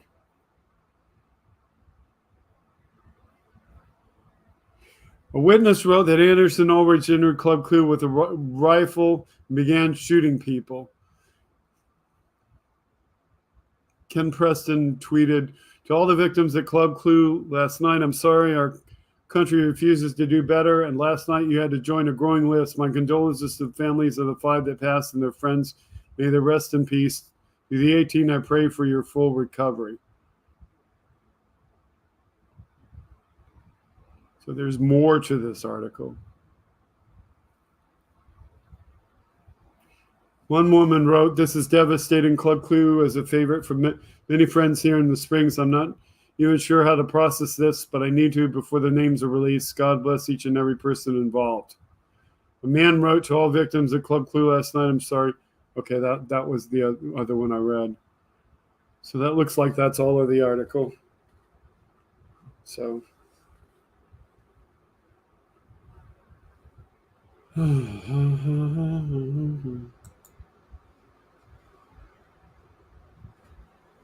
Okay, so there were more things that I received from Andrea. So we did that. This one's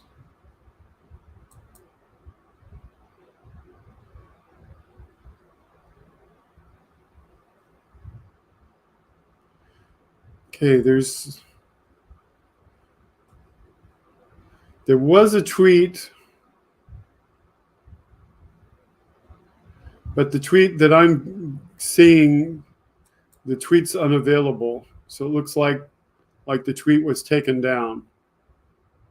I can see the reactions to the tweet, but I can't see the tweet itself. So it looks like the tweet got taken down. Or I can't see it with my account, which is possible. So let me go to let me get back on StreamYard,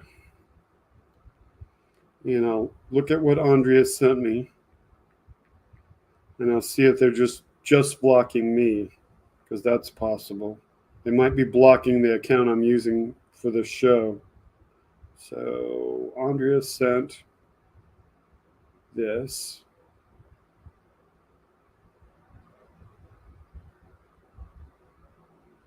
Okay, not sure why I'm blocked from seeing that, but whatever. The tweet reads, from Andrea Ocasio-Cortez, and the tweet is sent to Lauren Boebert. Lauren Boebert, you have played a major role in elevating anti-LGBT plus hate rhetoric and anti-trans lies while spending your time in Congress blocking even the most common sense gun safety laws. You don't get to, quote, thoughts and prayers your way out of this. Look inward and change. Agree with her. So, all right. That was the one that you wanted me to read, AOC versus Boebert. Okay. I think I got all those. Okay. And close that one.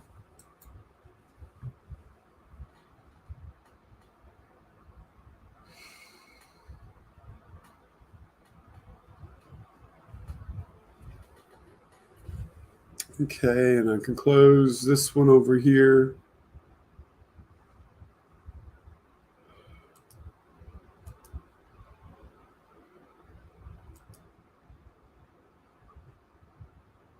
And of course, where are we? We're pretty much near the end of the show. So now I get to do my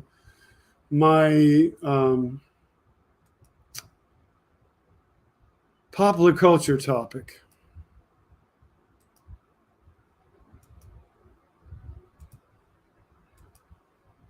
So there was a popular culture topic that I wanted to touch on. And the popular culture topic.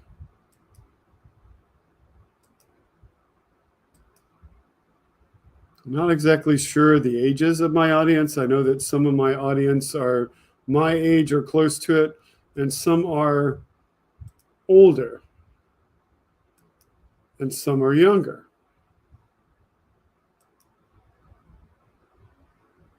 Hopefully I didn't make that too big. But this is the popular culture topic that I wanted to discuss tonight. And this was one of the tweets that I saw. So Jason David Frank, sorry, said that wrong. Jason David Frank, his name was one of the tweets that were trending. And the article reads, Power Rangers, Jason David Frank, dead by suicide at age 49. Now, why am I concerned with this?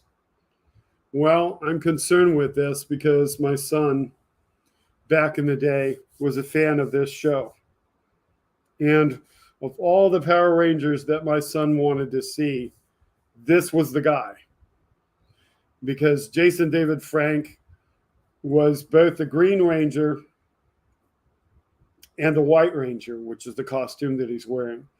And Jason David Frank was so involved in the Power Rangers franchise that he kept recurring again. And some of the original Power Rangers they died. Some of them died under other circumstances, like one died in a wreck, one died of a disease. So there's been several of them that have died. But I think his is the first suicide.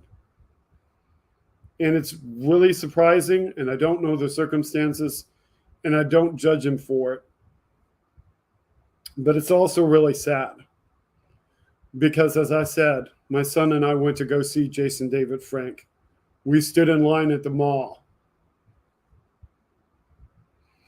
And of all the Power Rangers, of all the actors that portrayed Power Rangers,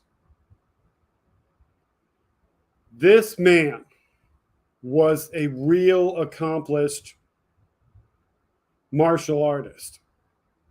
Like, he would teach the other Power Rangers how to do their jobs better. Because in many cases, if you know the story behind the Power Rangers, you know that the actors wore the costumes, and it was the early version of the show before he was on was really the maker of the show taking an existing Japanese anime franchise or an existing live action / anime franchise and repurposing it, because he took Japanese footage of them fighting from the actual Japanese show that was in Japanese, and he would couple the American actors with it. And so children watch that, and if children are watching right now, please tune out. If any children are awake right now because you're in another time zone, tune out. Go somewhere else. Let your parents tell you when to come back. I do not want to ruin this show for a child, because a show with heroes should not be ruined for a child. So, kids, you got 5, 4, 3, 2, 1. You should be gone. If you're not gone, I'm sorry. You stayed and you ruined it for yourself. Thank you, Feet on the Dashboard. Welcome to the broadcast. Okay, so the show was done, and they used the Japanese footage, and they put the American actors in the costumes. The American actors, when you needed to see their face, you saw their face. When they morphed into Power Rangers, you didn't see their face. So you didn't really know who was behind the costumes. And the nature of the childish mind is that if you as a person, adult, whatever, could see that the actors weren't the same physical shape and you were astute enough to catch that, the child was not. The child watched it and they believed that the Red Ranger was the person that they saw the face of. The Blue Ranger was the person they saw the face of. The Yellow Ranger was the face they saw. The Black Ranger was the face they saw. And the Pink Ranger was the face they saw. But in reality, it was not the same people in the costumes during the fighting scenes with helmets on. So, this young man, when he came on the show, he was the actual real martial artist. He really knew how to do it.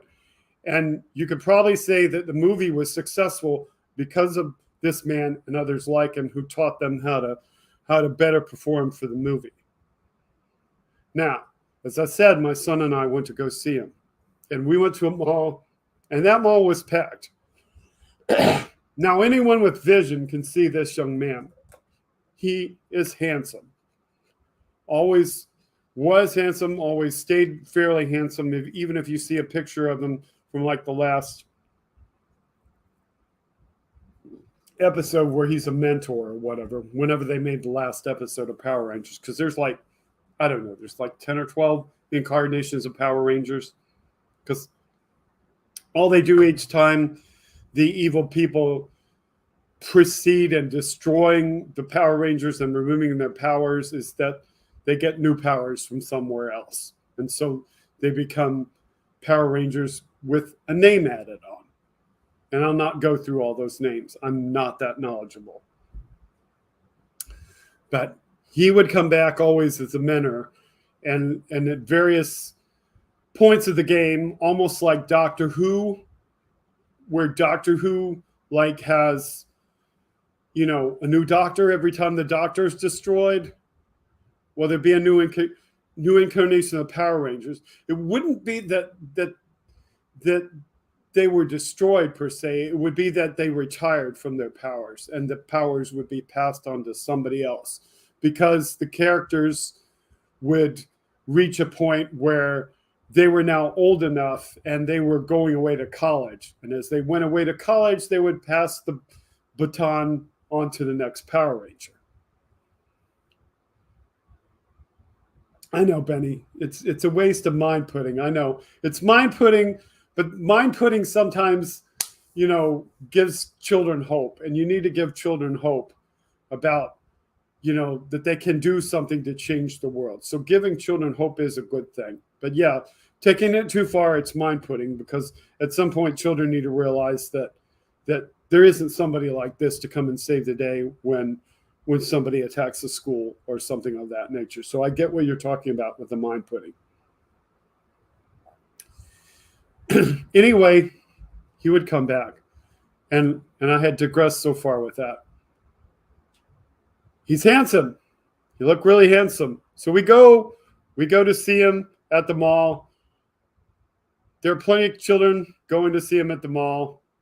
And you think you're going to see this star from this show at the mall, and you're going to be there with kids, and they're going to be loud, and that's going to be the only problem for you as an adult, is you're going to have to contend with kids, and they're going to be loud, and they're going to screaming, and they're enthusiastic, and they love Power Rangers and all that stuff. This dude is handsome. So not only were we contending with the Power Rangers fans, the young children who wanted to see him, but we are contending with women. We are contending with women in the mall who want to see this young man, who themselves are teenagers or 20-somethings. I mean, they could have been older than that. They were women who wanted this man's autograph because he was handsome.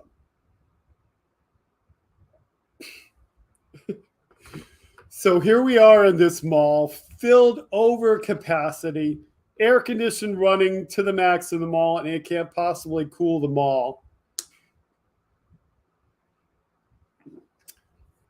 because there are so many people in the mall. It was almost like a fire hazard. And the mall is all hot because there are so many human bodies inside the mall. So how could somebody like that, who was so loved like that, take his life? I don't know. But it says, Walter Jones, who played the Black Ranger in Mighty Morphin Power Rangers, tells TMZ, he was an inspiration to so many people. His presence will be dearly missed. It's so sad to lose another member of our Ranger family. Jason was one of our biggest pranksters on this show. He had a wild sense of humor. He had our shares of ups and downs, but it stayed consistent about being an ear if you needed one. My prayers go out to his family and all that will miss him.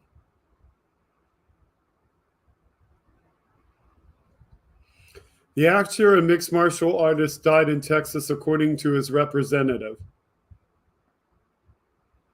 Sources tell the death was a result of suicide. He was best known as Tommy Oliver from the original run of Mighty Morphin Power Rangers franchise, dating back to the kids' series debut in 1993, when he was introduced as one of the Sing's crime-fighting monster superheroes, masked from head to toe with kung fu skills. Fans will remember as he started out a Green Ranger. And Green Ranger, if you've seen the modern movie with your kids or grandkids, you know that Green Ranger is the Ranger that Rita Repulsa steals and turns to evil. Or it was her Ranger, perhaps. So But when he becomes good, his powers deteriorate, so then he has to be the White Ranger. He reprised his role in Power Rangers, including Wild Force, Turbo, Zeo, Dino Thunder, Mega Force, Ninja Steel, Hyper Force, and more. He's been a Red Ranger, a Black Ranger, and a Green Ranger, so his colors would change in different Ranger uniforms.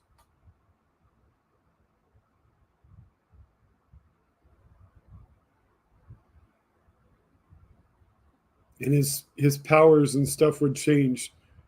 But this is him, like, this is probably like when he came back in the last one. That's still like that old, because he was he was getting old. But he would like come back and fight with them, almost again, sort of like, you know, sort of like in Doctor Who, where one of the doctors would be brought back to fight. So yeah, he would come back many times.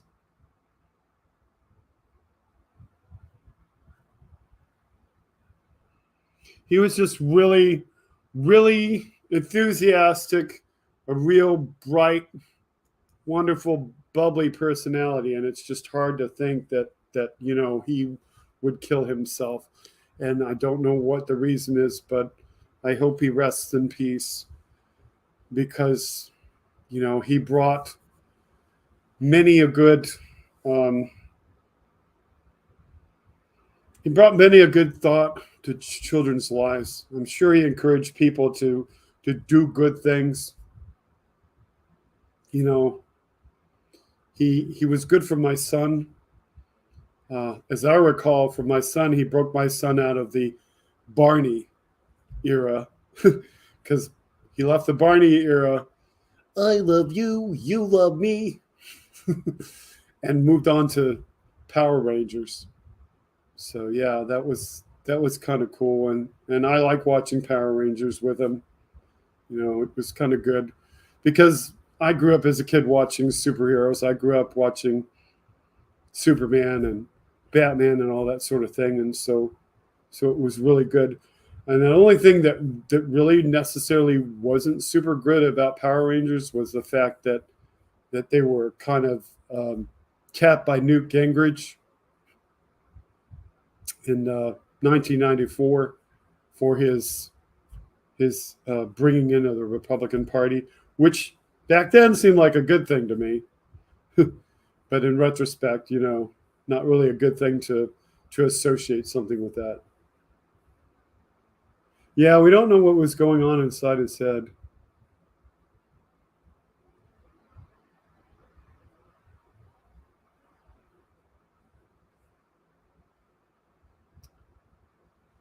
I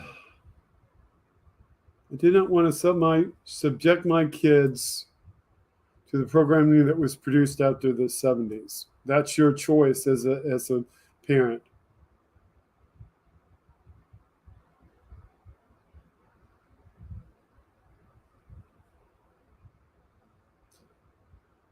Not sure what you're talking about, Kelly, when you say you want to turn off your brain.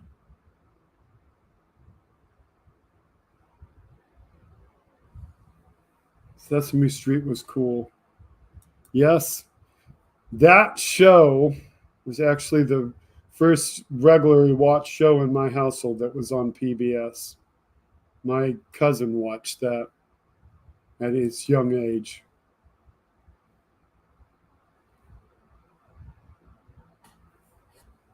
Okay, so it's 10:35. I've gone through everything I want to go through. I've gone through the stuff that Andrea threw at me, and I don't know if I missed anything. Andrea says, I love Sesame Street, Zoom, Mr. Rogers, and Reading Rainbow.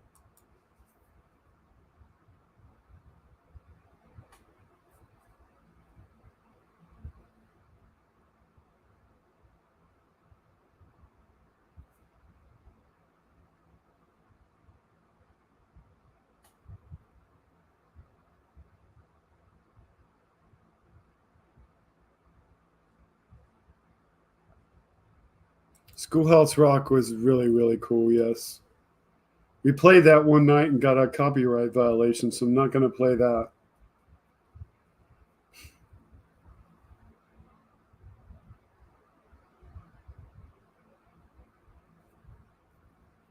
I think I got everything.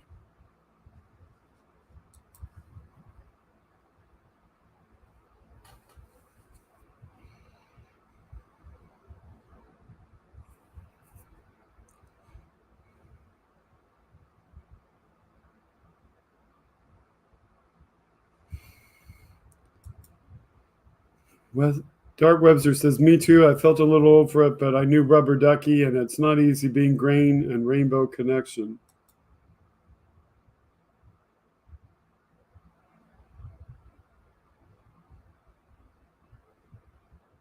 Vinny Locust says, remember how video killed the radio star? Well, reality TV killed the television box.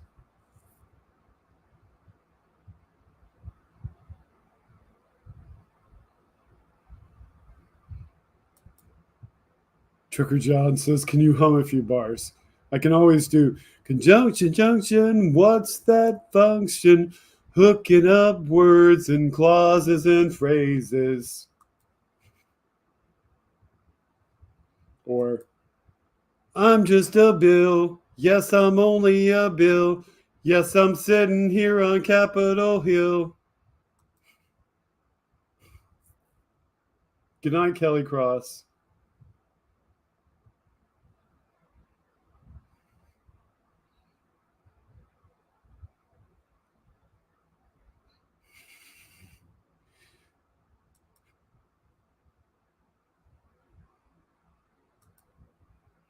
Andrea says it's 420 somewhere. It is wherever a clock has got a dead battery that stopped on 420. And I did happen to see 420 earlier today and thought of Benny when I did.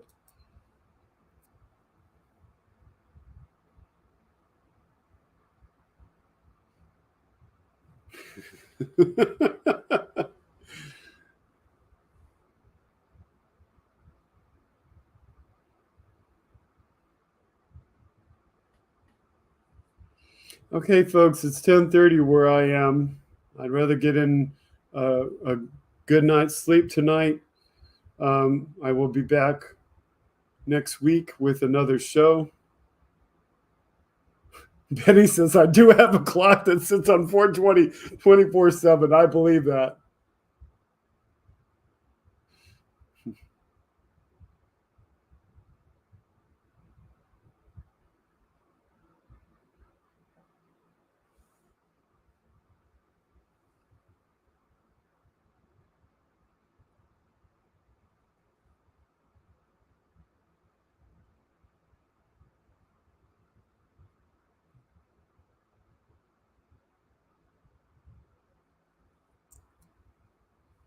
Next week is the Thanksgiving show.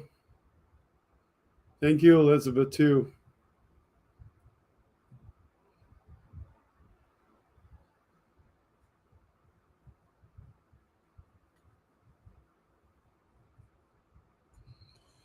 Okay. Thank you so much for being here with Freedom Speech and You. I'm your host, Ken Otto. Your executive producer is Andrea Brower. Thank her so much. And we thank our moderators, Benny Loco and Andrea. And if she's hiding out there, Modstar. And we thank all of you for participating and all the folks who participated earlier. Try to bring more people to the show. I'm working, as you see, harder on the topics where I'm actually trying to do more research. When the show began, I was strictly thinking that this would be an audience-driven show and you would just throw topics at me and I would go out and hunt for them. But it's much better if we have topics ahead of the game. And so, I'm doing that. And obviously, if something appears in chat that I'm missing, Andrea will always throw her hand up in the form of a message to me and say, hey, you need to do this. So if there's something you really want to talk about in an upcoming week, just always let the mods, Andrea and Benny Loco, know that you really want to talk about this. And Andrea will send me a message and say, hey, this person really wanted to talk about this, and we'll go find it. Okay. The show will be on Sunday. Okay. But we will be kind of talking about what you did for Thanksgiving and what you're thankful for. Okay. And that will be a good idea, And most of all, in regards to this show, I'm thankful for all of you who watch it, because if you didn't watch it, there wouldn't be a show. So thank you so much, and we'll see you here next week. Yeah, I'm going to go get my outro.